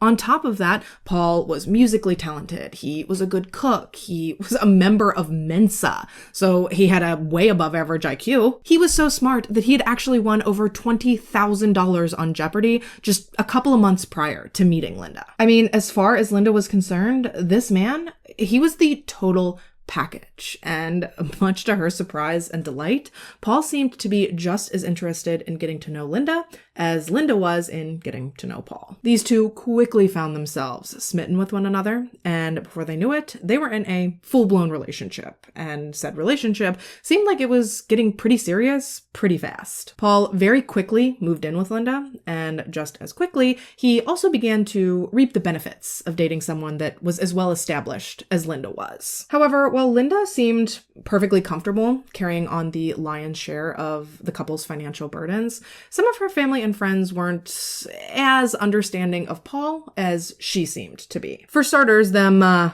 big old brains of Paul's that Lynn had been so very attracted to. You know, she had loved the fact that he seemed to know just at least little tidbits about pretty much anything that anyone ever brought up. Yeah, to other people, that shit came off as arrogant and egotistical. In the aftermath of this case, a lot of people who knew Paul have gone on to say that he very much gave off the air that he was smarter than you, that he was better than you, and that he wanted you to know that he knew those things. He was the type of person that would frequently and without hesitation correct anyone on anything at any time. And sure, while maybe his wording was nice, relatively speaking, this was still a quality about Paul that tended to rub people the wrong way. You know, if you're just out to dinner with your friends and you're just shooting the shit and having a good time, you don't want your grammar corrected or something like that. It's annoying and it kind of just, it ruins the vibe. But don't worry, because Paul's personality flaws,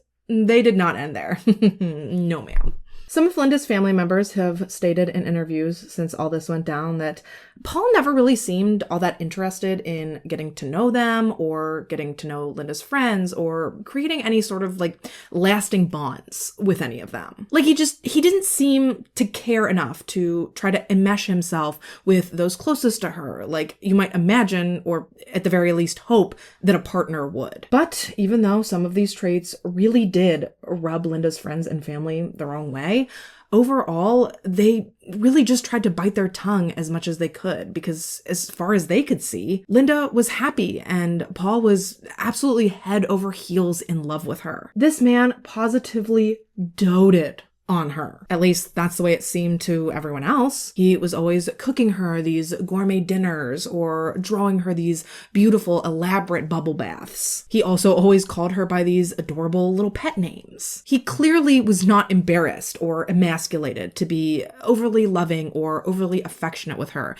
in front of other people. So, for the most part, those closest to Linda, they kept their reservations about Paul to themselves, and instead they opted to sit back and just allow Linda to be happy. Linda and Paul would ultimately go on to get married. They tied the knot on September 12th, 1992 in Vegas, still appearing to those around them to be this perfect, deeply in love, just dream couple. And while for the most part, Linda did still feel that way about Paul, there was definitely one thing about her new husband that, I don't know, I guess it confused her. It took her by surprise. And that was that despite now being married, unified, brought together by God as man and wife, for some reason, despite that fact, Paul was still very closed off, I guess you could say, when it came to being intimate with Linda. Sure, they were loving and they got along great, so it would certainly appear to anyone in passing that they were madly in love. However, according to Linda's best friend,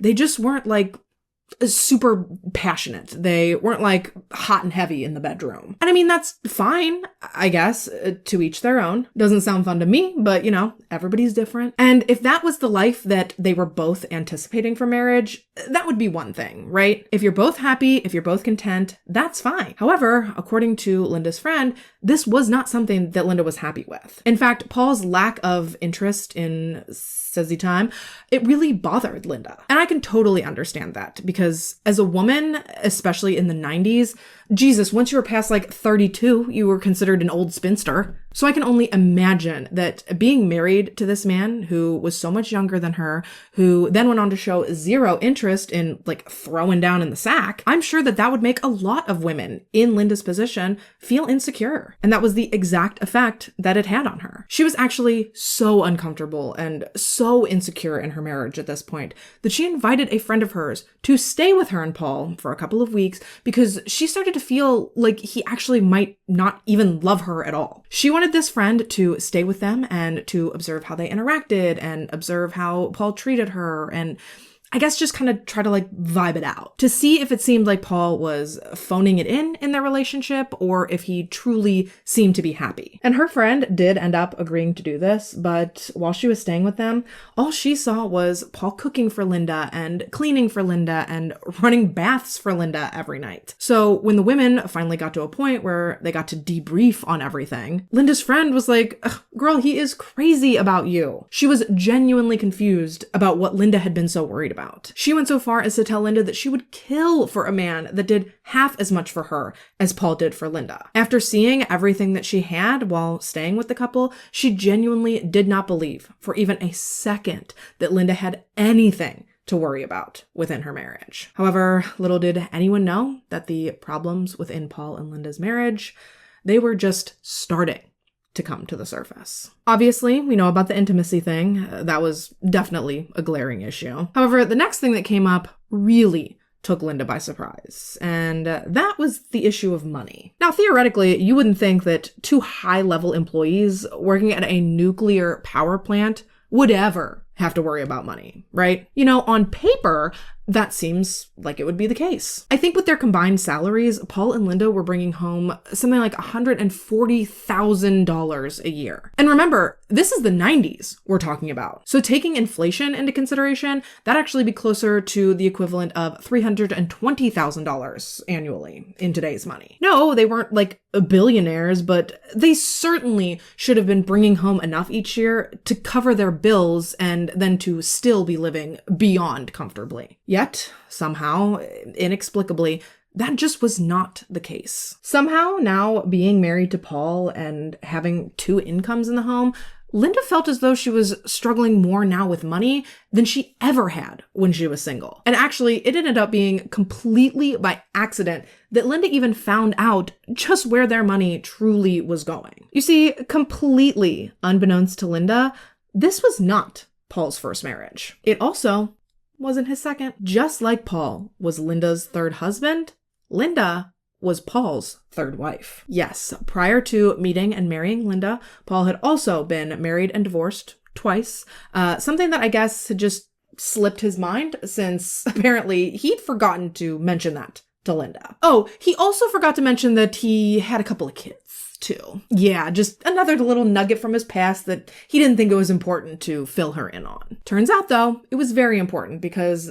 that's essentially where all of their money was disappearing off to. It was all going off to fulfill child support as well as alimony obligations of Paul's, all of which Linda had no idea about. She only found out about this because she happened to answer a call from Paul's ex that she was clearly not meant to. I guess Linda answered the phone and Paul's ex asked to speak to Paul, but Paul wasn't there, so Linda offered to take a message, and the message ended up being, when can I expect my alimony and my child support? Uh-oh. Girl, I cannot even imagine how pissed off Linda must have been in that moment. And rightfully so. Like, it is one thing, at least in my opinion, if you knowingly marry someone that has baggage like that. You know that you might be getting yourself into things that involve child support or alimony money. When you know about those things, you can take them into consideration and you can make the decision that is best for you at the time. But to have that information purposely withheld for you until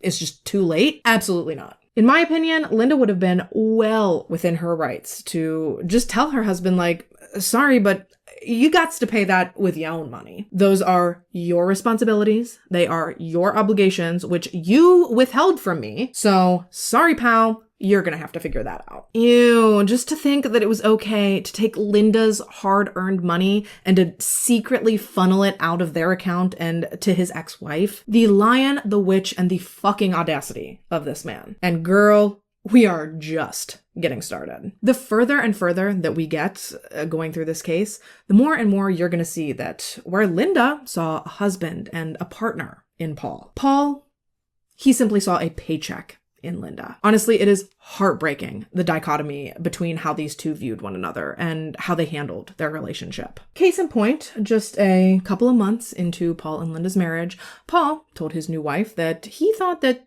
they should probably take out a life insurance policy for her. And at first, Linda kind of thought like, this is what married people do. We'll get policies on each other and it'll cover us if anything were to happen to the other one. Seems like it would just make good sense. However, where shit got weird was when Paul corrected her. He told her that they didn't need a policy on him because he was so much younger than she was. Really, he thought it was only necessary to take a policy out on her.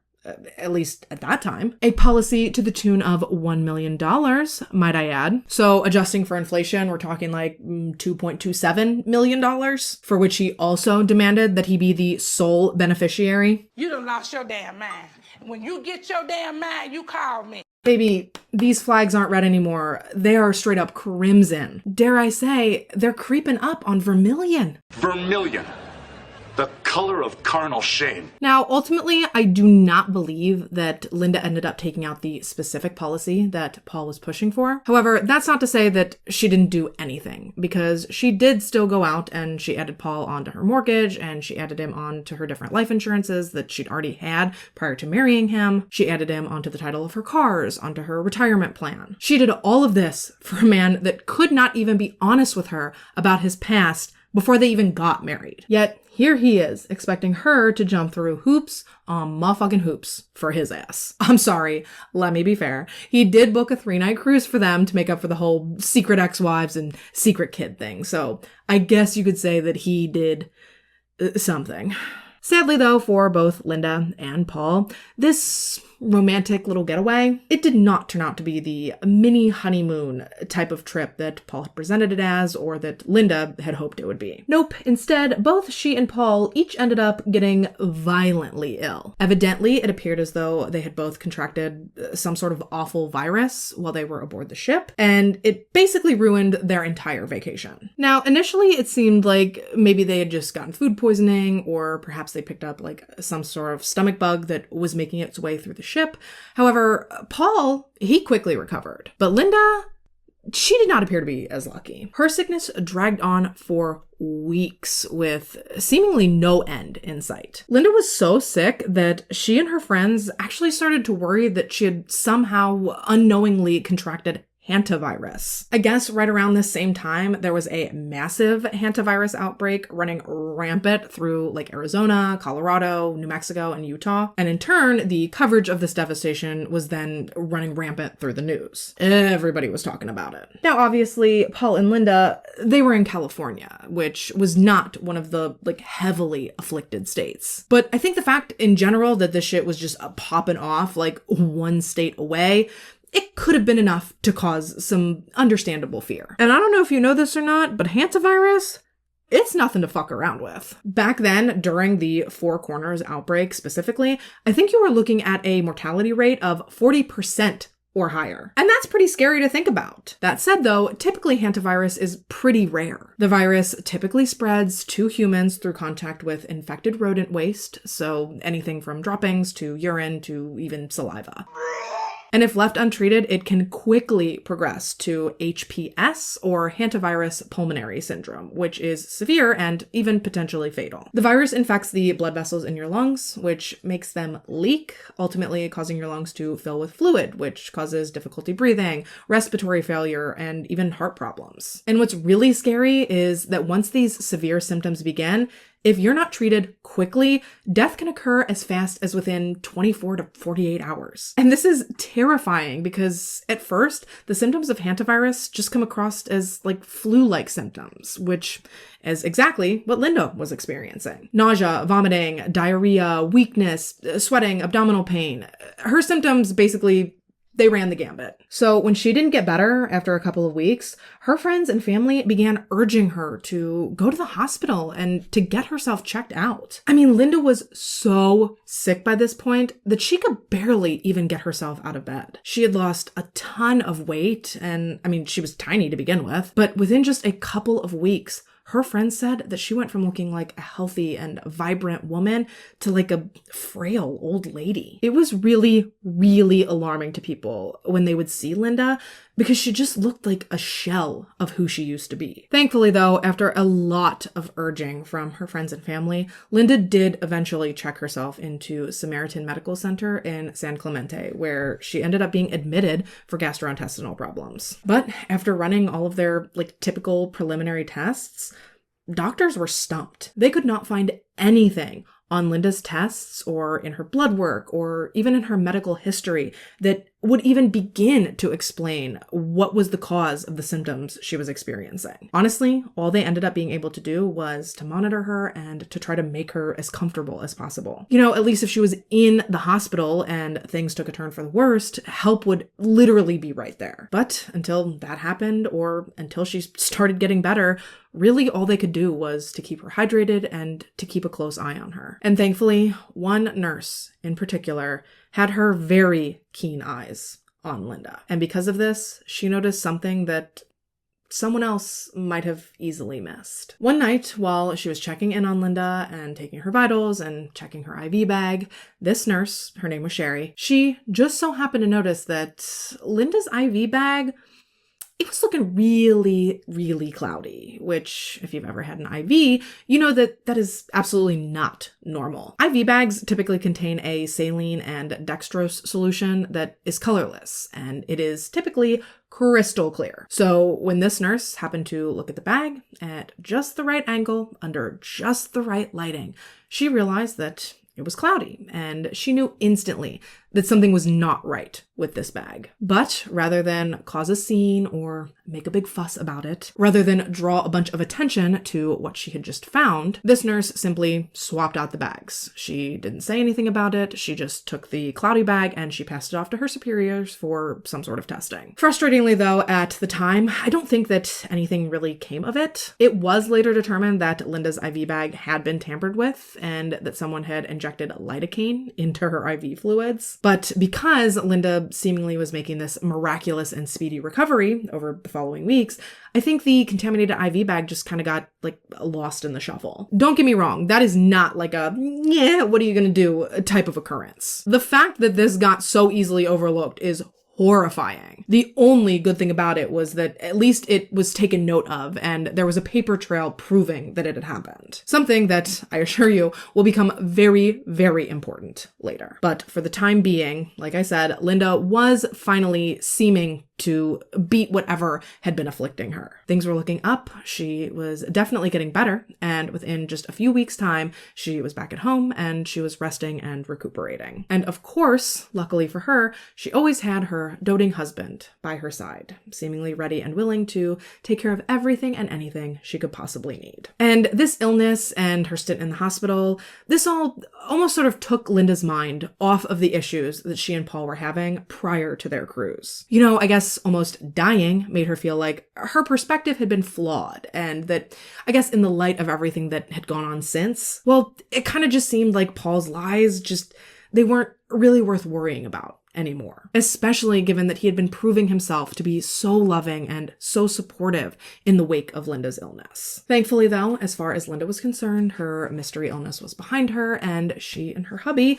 they could just move past it and they could get on with their lives. Something that made it all the more devastating for Linda when, just a few months later, in December 1993, she got sick again. This time, things started with this horrific metallic taste in Linda's mouth before it then progressed back into uncontrollable vomiting and diarrhea, stomach pain, cramping. And once again, no matter what Linda tried at home, she just could not seem to get a handle on whatever this was. And once again, things got so bad that she ended up checking herself into a hospital. This time, Linda checked herself into Mission Hospital, located in Mission Viejo, desperately hoping that these doctors at this hospital would finally be able to figure things out this time. Once again, doctors ran all these tests and they ruled out a bunch of different theories, from hantavirus to radiation poisoning from her job at the power plant. Christ, at one point they theorized that Linda might be poisoning herself in a desperate ploy for attention. They seemingly looked into everything, but no matter what avenue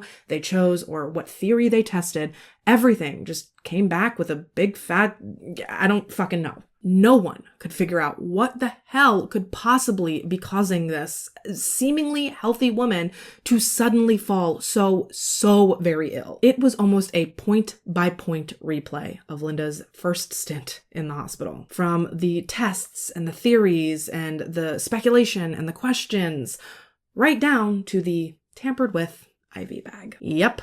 That's right. Inexplicably, it happened again. Now, this time alarm bells didn't sound because the liquid was cloudy, like it had been when the first nurse at the first hospital had noticed that something was wrong. But this time it was because one of the plastic connections in the tubing in the bag, I don't know, I'm not a doctor, but the nurse noticed that it looked like one of these had been messed with, and ultimately it was causing fluid to leak from the bag onto the floor. This second nurse, she did pretty much exactly what the first nurse did. She took the bag down, she replaced it with a fresh new one, and she took the faulty bag off for observation. Upon this further observation and further inspection of the bag and of its connections, hospital staff actually found what appeared to be a small needle prick in one of the IV tubes, which indicated to them that someone had definitely attempted to inject something into Linda Curry's IV. Immediately, hospital staff escalated the situation. They contacted the Orange County Sheriff's Office, who, upon hearing what had happened, came straight out to the site to interview everyone involved. This was serious, and there's actually recordings of all of these conversations, and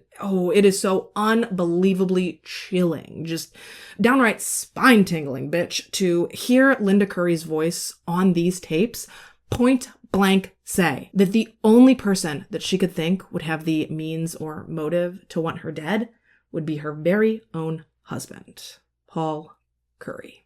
If somebody were trying to do something to you, if they were trying to poison you, any idea who would try to do that? Well, the only person I could think of that would have a motive to do it would be Paul. And the only motive I can think of is money, but I don't want to really even believe that or think that. And although she did incriminate him with that statement, with her very next breath, she then goes on to tell police that she doesn't want to believe that he would ever do something like that to her. She thought that he truly loved her, and she could not let herself believe that he would ever genuinely try to harm her in any way. And the DA that eventually ended up trying this case, I think he summed this up perfectly in stating that Linda almost sounds like she's trying to convince herself that Paul could not be the one responsible for this, rather than trying to convince the detectives. It's like, she's right there. Like, she almost has it. But then at the very last second, she pulls back and she refuses to see what is so clearly right in front of her. And I do not mean that in a judgmental way, not at all. I don't think that I could ever try to wrap my head around something like that. To come to terms with the fact that the person who is supposed to love you and supposed to protect you, that person is actually trying to kill you, it probably really did seem far-fetched to her to think that that was what was going on. And it is just so frustrating because even if Linda was way too close to the picture to see what was truly going on, from an outside perspective, it just seems so glaringly obvious. So the fact that police really couldn't prove anything before Linda ended up being discharged, it's really, really frustrating, and it's very disheartening. Now, meanwhile, while Linda had been in the hospital and speaking to police and all that jazz, her friend Mary had actually been staying at her house so that she could be nearby the hospital in case Linda or Paul ended up needing anything. But even though they were in this limbo period and they didn't really know what to expect, I still don't think that anything could have possibly prepared Mary for what she ended up stumbling across while she was staying at the Currys. So it's getting late one night. Mary and her husband, they're ready to hit the hay. So Mary heads upstairs to get herself ready for bed. She's heading towards the bathroom. She's walking upstairs, walking past Linda and Paul's room, when all of a sudden, out of the corner of her eye, something stops her dead in her tracks. You see, strewn all across one of Paul and Linda's bedroom dressers was this massive pile of papers, okay? And although Mary knew deep down, oh, this isn't really my place, this isn't my house, this really isn't my business, for some reason, she just had this visceral, uncontrollable pull from within her. Something telling her, Mary, you have to look at those papers. And so she did.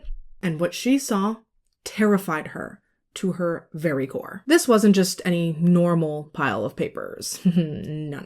This was essentially documentation of every single monetary asset that Linda had in her name. We're talking life insurance, retirement, mortgage, investments, bank statements, you name it. If it had some sort of monetary value, the documentation of it was sitting right there. And in looking over these documents, it very quickly became clear to Mary that if Linda were to pass, Paul was looking at a pretty hefty payday, upwards of $1 million to be exact. And that is when the reality of the situation hit Mary like a fucking bus. All of a sudden, she felt like she knew exactly what had been making her friend so sick. And it just so happened to be the man that her friend blindly loved and blindly trusted. Her very own husband, Paul Curry. And while Mary couldn't be sure exactly how Paul was doing what she believed that he was doing, she did instantly have the thought that it might have something to do with all of these extravagant and elaborate meals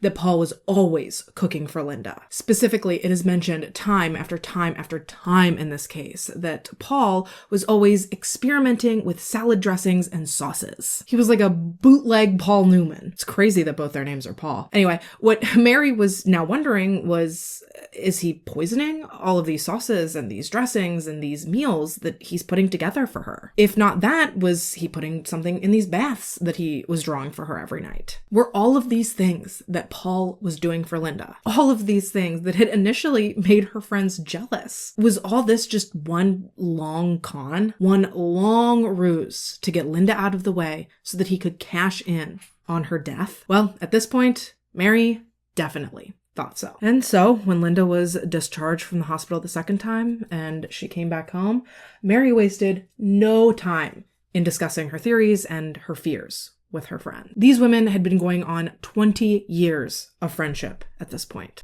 So if anyone could get through to Linda, it would have been Mary. And actually, at first, Linda seemed really open to hearing and to listening to what Mary had to say. It was almost as if she too was starting to see the light. And briefly, Mary genuinely and truly thought that she had likely just saved her best friend's life. However, within just a couple of days, Linda completely changed her tune. She once again started telling Mary that she loved Paul and that he loved her and that she simply just could not leave him. Words that were absolutely crushing and devastating for Mary to hear. Here she thought she had saved her friend's life, only to then find out that Linda was going to stay with this man that Mary just knew deep down in her gut was trying to kill her. And so, as difficult as I assume it was for both Mary and Linda, this actually kind of began a period of separation in their friendship. Don't get me wrong, they were definitely still friends, but this whole ordeal, it really put some distance in between them. Because from Mary's perspective, Linda is discounting this gut feeling that she has, and she's choosing to stay with this man who very well might be trying to kill her. But then from Linda's perspective, Mary is accusing the man that she loves of just the worst possible thing that a person could ever imagine. They both ended up feeling as though they needed space from one another to try to reconcile their own feelings and their own issues before their friendship could truly ever really go back to the way that it had once been. Devastatingly though, they would actually never get the chance to see their friendship bounce back. Just 2 months after this conversation, Mary would get the news that she had been dreading all this time. June 9th, 1994. Mary received an email from none other than Paul himself. And the contents of this email, they were Mary's absolute worst nightmare. Paul was writing to tell her that Linda had seemingly taken a turn for the worst. Evidently, she was incoherent, she was rambling, she wasn't making any sense, she couldn't walk straight, she could barely even stand up. I mean, according to Paul, this was the worst condition that Linda had been in up to this point. And after reading that email, Mary just knew that there was no way Linda was going to come back from this for a third time. And unfortunately, she was right. According to Paul, Linda had arrived home from work on the evening of June 10th, 1992, right around 6 p.m. Obviously, we know that she hadn't been feeling her best, so rather than eat dinner or to take care of anything like around the house, Linda instead just opted to go straight upstairs and go straight to bed. And then it was around 11 p.m. when Paul then went to bed. And supposedly that is when Paul found Linda pallid, cold, and unresponsive. According to Paul, he immediately called 911 and began CPR until paramedics and first responders arrived. Linda was immediately loaded into an ambulance and she was rushed to the nearest hospital. However, despite the quick response and the life-saving efforts made by everyone involved, Linda Lee Curry was ultimately declared dead in the ambulance before she ever even made it to the hospital. She was only 50 years old. Just completely devastating. Now, given the lead up to Linda's death, police were notified there was an investigation surrounding the circumstances. Paul was questioned, an autopsy was performed. However, despite seeming so unbelievably obvious to us now in hindsight, at the time, police simply did not have enough evidence to prove beyond a shadow of a doubt that Paul had, in fact, caused Linda's death. Of course, they had a lot of circumstantial evidence, the suspicious IV bags, the suspicion cast by Linda's friends and family, the suspicion cast by Linda herself. The problem was that given the limitations at the time, because remember, it's only the early 1990s at this point, it just was not within their capabilities at the time to prove Paul's responsibility with what they had. He was certainly always considered a suspect. In fact, I'm fairly certain he was the only suspect or the only person of interest that police ever really pursued. But because they weren't able to immediately determine Linda's cause of death, there really wasn't even any way to definitively say that Linda had been murdered, even though pretty much everyone that she knew believed that she had. The only finding that came out of Linda's autopsy that was out of the ordinary was, quote, hemorrhaging consistent with a needle puncture discovered behind her right ear. Which, sounds incredibly suspicious. But given the fact that there was nothing on Linda's toxicology report that had come back strong enough to indicate that she'd been poisoned, police were kind of just left at a standstill. Now, that's not to say that nothing had popped on Linda's tox screen, but do me a favor and put a pin in that for a second, if you don't mind. For the time being, Linda was laid to rest in Pacific View Memorial Park, located in Corona del Mar, pretty much as soon as her body was released back to Paul. He wasted absolutely no time in trying to get his wife in the ground as fast as humanly possible, something that definitely rubbed Linda's family and friends the wrong way. Specifically, Linda's older sister Pat, she found a lot of things troubling about the way that Paul had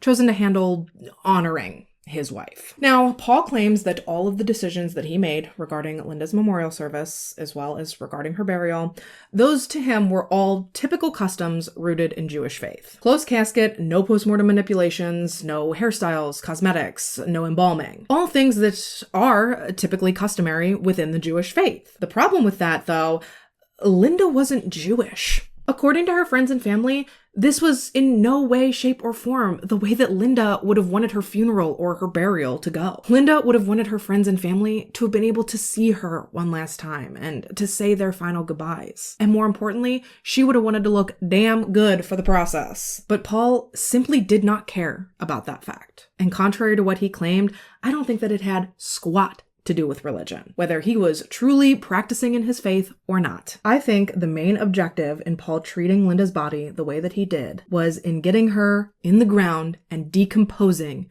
as fast as humanly possible. I know that sounds crass, and I truly am sorry for that, but I think the faster that he could get rid of Linda's body, the less likely he thought police would be to ever figure out what he had done. And what really and truly just fucking makes my ass itch when it comes to this man is that, like, he knew he was suspect numero uno when it came to Linda's death, right?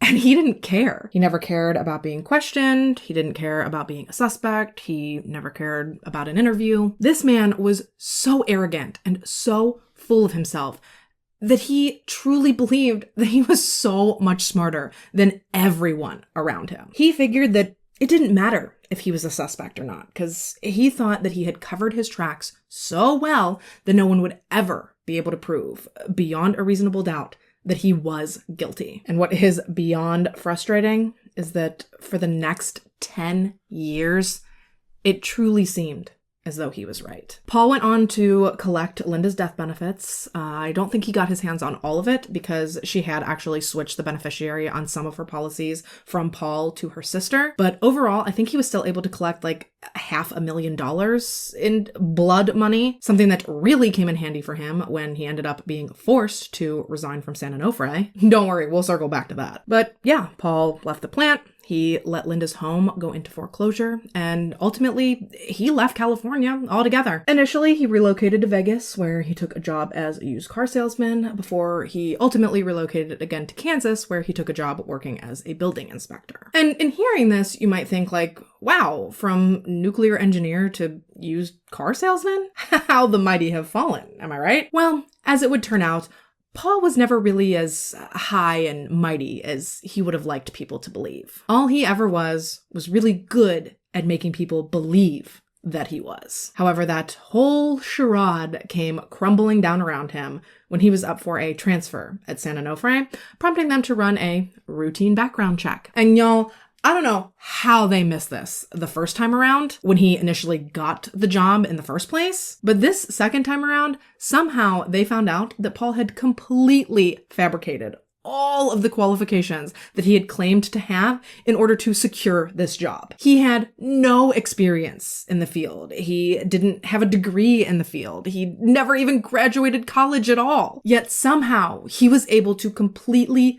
dupe this billion-dollar energy company into believing that he was this character that he'd created. Paul, the nuclear engineer. It was all bullshit. And they had bought right into it. But now, obviously knowing the truth, they could not allow Paul to stay employed there anymore, especially not in charge of safety protocols. The fact that he had worked there all these years and not had any issues with his lack of experience is just, they're so lucky. Ultimately, he was given the option to either be fired or to resign and to head out with his tail between his legs. And of course, as I implied moments earlier, Paul and his big stupid nose, they chose the latter option and they just abandoned California in general. Meanwhile, while he's ping-ponging around the country and trying to rebrand himself and create a new life, back in California, someone Paul had never even met was on the precipice of completely destroying him. Something that makes me very, very happy. It was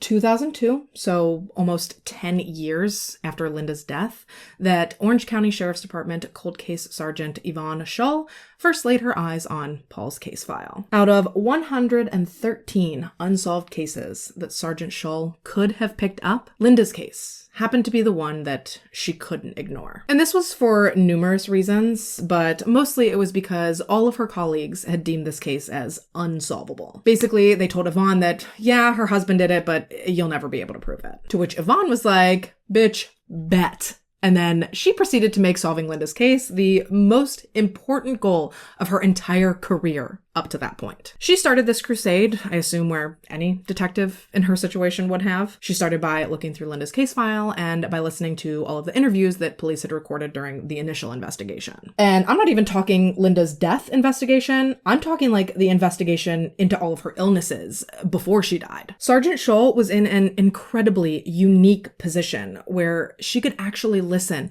to her murder victim say from her own mouth very incriminating stuff regarding her prime suspect. It was almost as if Linda was speaking to Sergeant Scholl from beyond the grave. Definitely something that most homicide detectives do not have going into like your typical cold case. And this was just the tip of the iceberg when it came to things that were unique about this case. Looking into Paul's past and trying to create an image of who this man truly was, well, it was proving incredibly difficult for Sergeant Scholl because, as we know, Paul's a big fat liar. We know he lied to Linda about never being married. He lied to her about not having kids. We know he lied to Stan Onofre about having any skills or any education that would qualify him for his position there. Now, personally, I could have told you by the size of that man's nose that every word out of his mouth was bullshit. Perhaps you haven't been telling the truth, Pinocchio.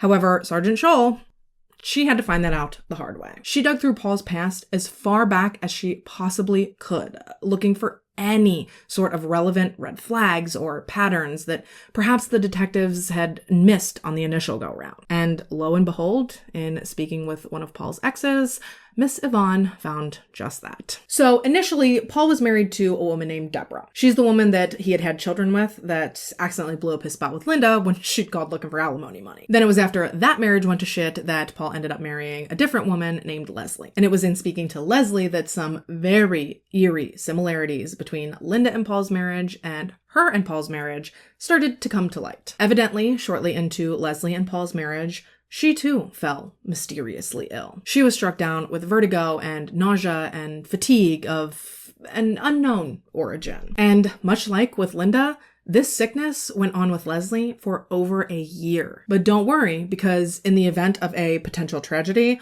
Paul was prepared. Just like he had with Linda, he had requested that Leslie go and get a life insurance policy, something that she did agree to do. And had things not played out the way that they did, I can sit here and say to you with confidence that I don't believe that Leslie would be alive today. Thankfully, though, her application for this policy was denied, and Paul actually ended up leaving her just weeks after this. Like, he didn't even try to make it not obvious. But while I'm sure that it was difficult for Leslie at the time that her husband had just up and left her for God knows if he even gave her a reason. In hindsight, though, it is very likely that, like I said, this chain of events probably saved this woman's life. Unfortunately, though, we know that Linda would not be so lucky. And all this conversation with Leslie, this really got Sergeant Scholl thinking. Leslie, at this time, was a healthy young woman, so why would a company deny her life insurance? Well, as it would turn out, the most common reason for people to be denied this type of coverage is, quote, misrepresentations or non-disclosure of information on the application. And the most common thing that people lie about? Being non-smokers, when in actuality, they're just wolfing down cigarettes like Estelle from Friends. Yeah, hi! Lori, please.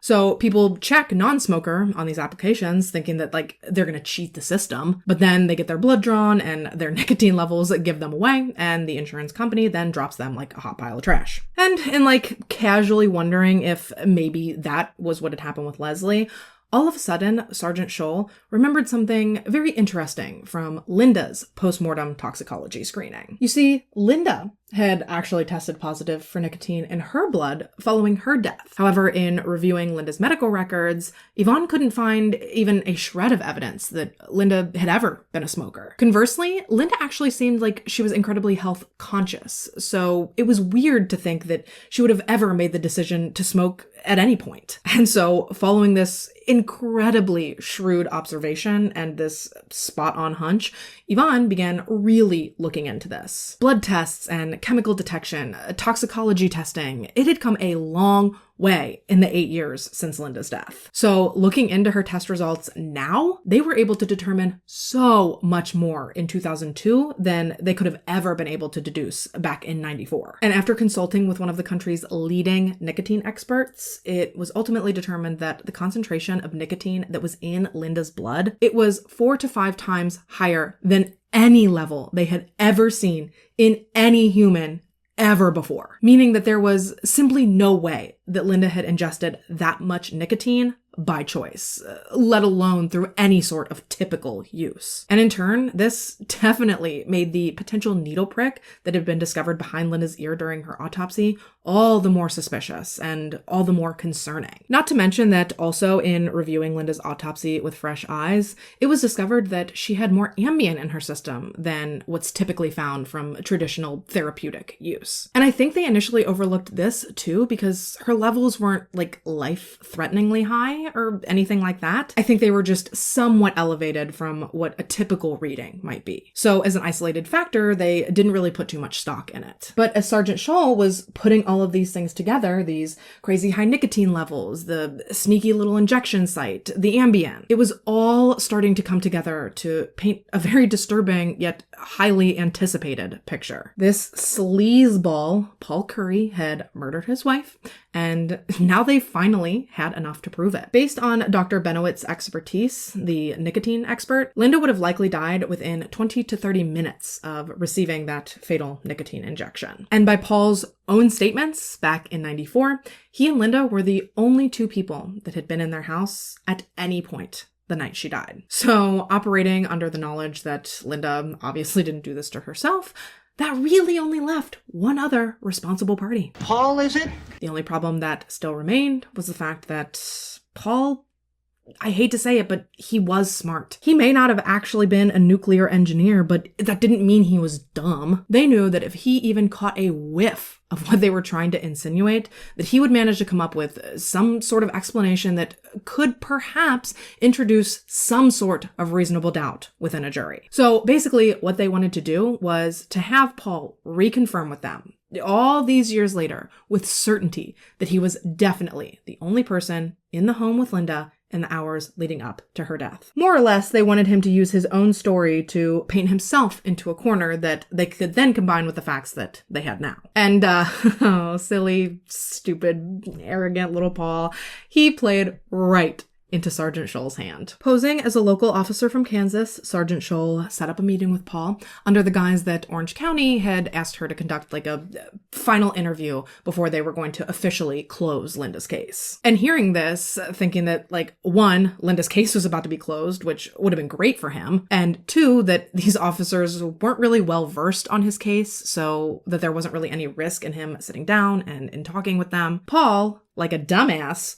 agreed. He came in on his own volition, and he agreed to sit down and to speak to police 100% sans legal representation. And I think throughout the course of his interview, Sergeant Scholl gets Paul to say like 4 or 5 times in 4 or 5 different ways that he was unequivocally, without a doubt, the only person with Linda on the night of her death. And y'all, you should have seen the look on Paul's face when Sergeant Scholl told him that she was actually here from Orange County and she was arresting him for Linda's murder. This jackass, for fucking real, asked if he was going to be able to make a 4 o'clock meeting at his job that day.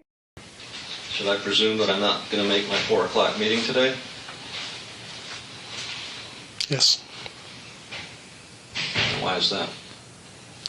I don't know how long this is going to take. Well, what is this that is taking? Does this trump my obligation to my employer?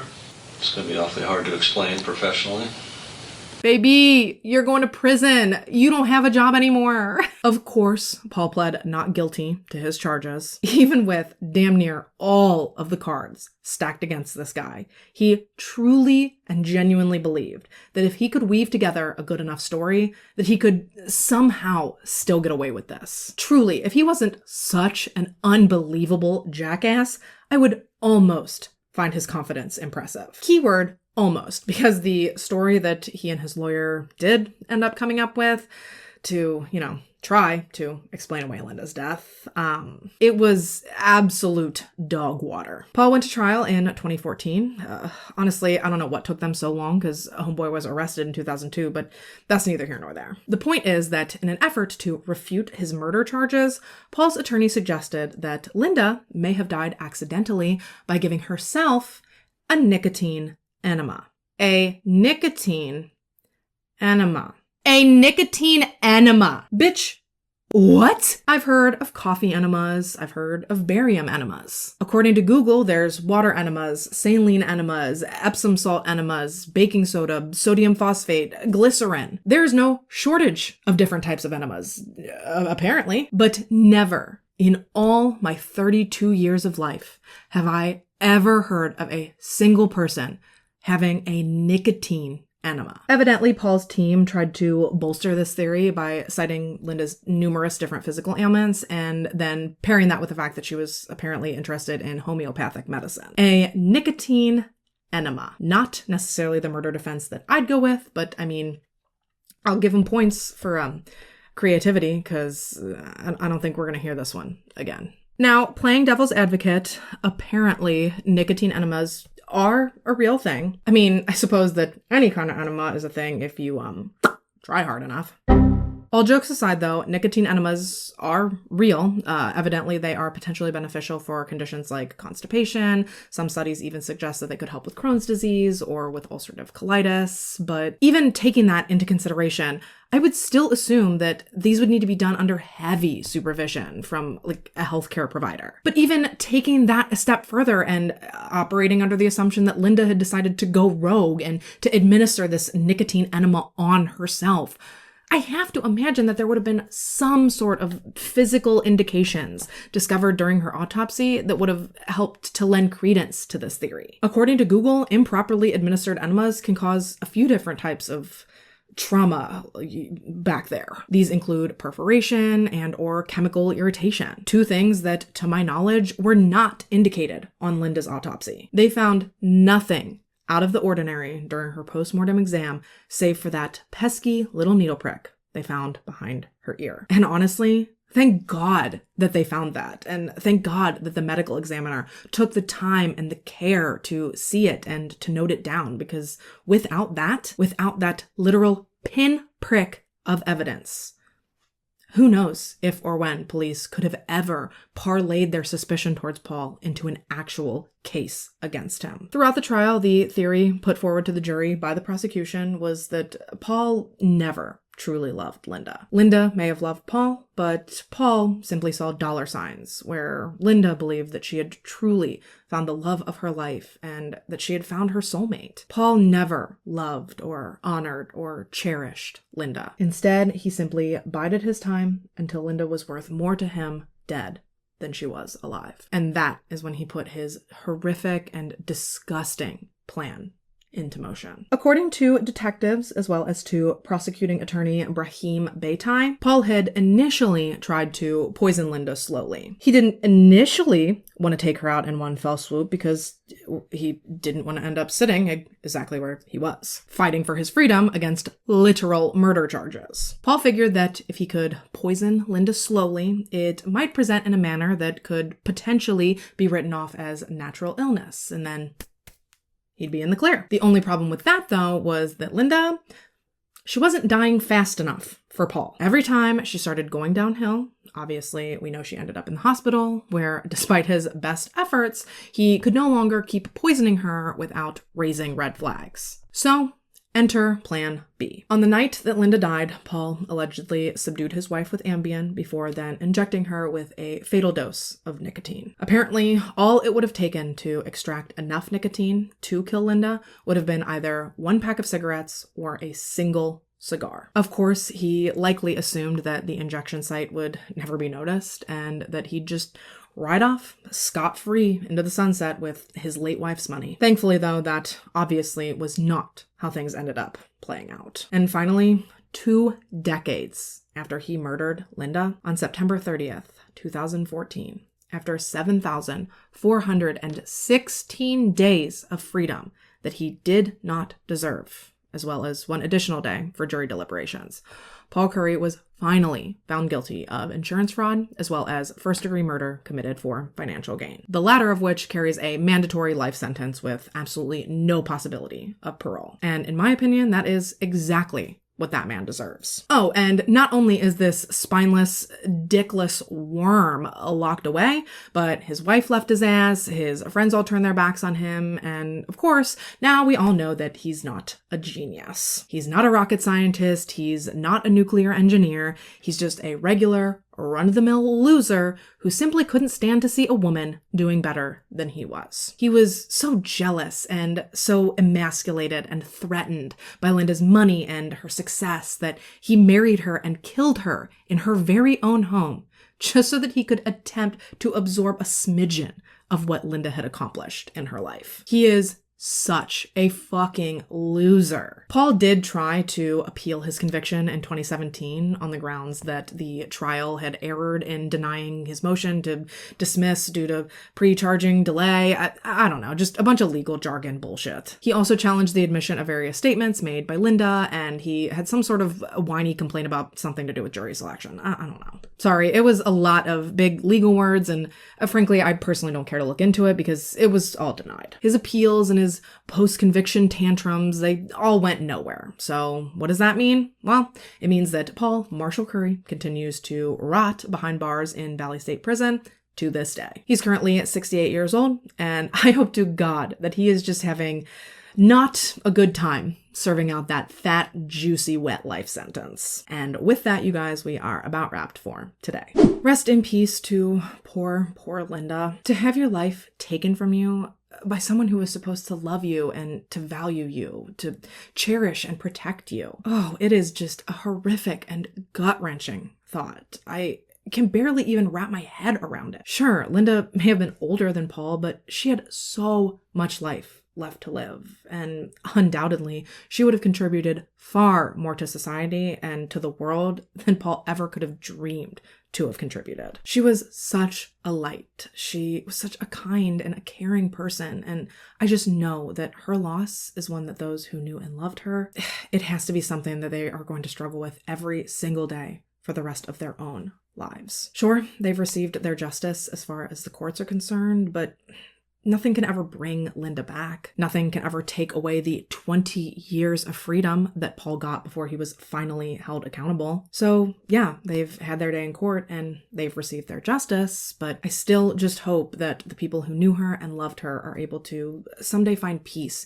knowing that hopefully Paul never can and never will hurt anyone ever again. So yeah, let me know your thoughts on this case in the comments down below. As always, I thank you so much for taking the time to watch this video and to listen to this story. If you have a case or a topic you'd like to see me cover, please fill out the case submission form that I have linked down in the description. And one more big thank you goes out to Oz for requesting this video and for requesting this super cute Lisa Frank inspired makeup look. Speaking of, if by chance you are interested in anything about today's makeup, I will make sure to have all of the links and the information for the products I used today listed down in the description box for you as well. If you haven't already and you'd like to, go ahead and subscribe to my channel. I put out new videos every 10 days. That is changing very shortly here to weekly, but for now, the date of my next video is on the screen for you here. That said though, if you turn on your post notifications, you'll always be notified when I do post, and you'll always be sure to catch me back here in my next one. Until then though, stay safe and have a good week. Bye!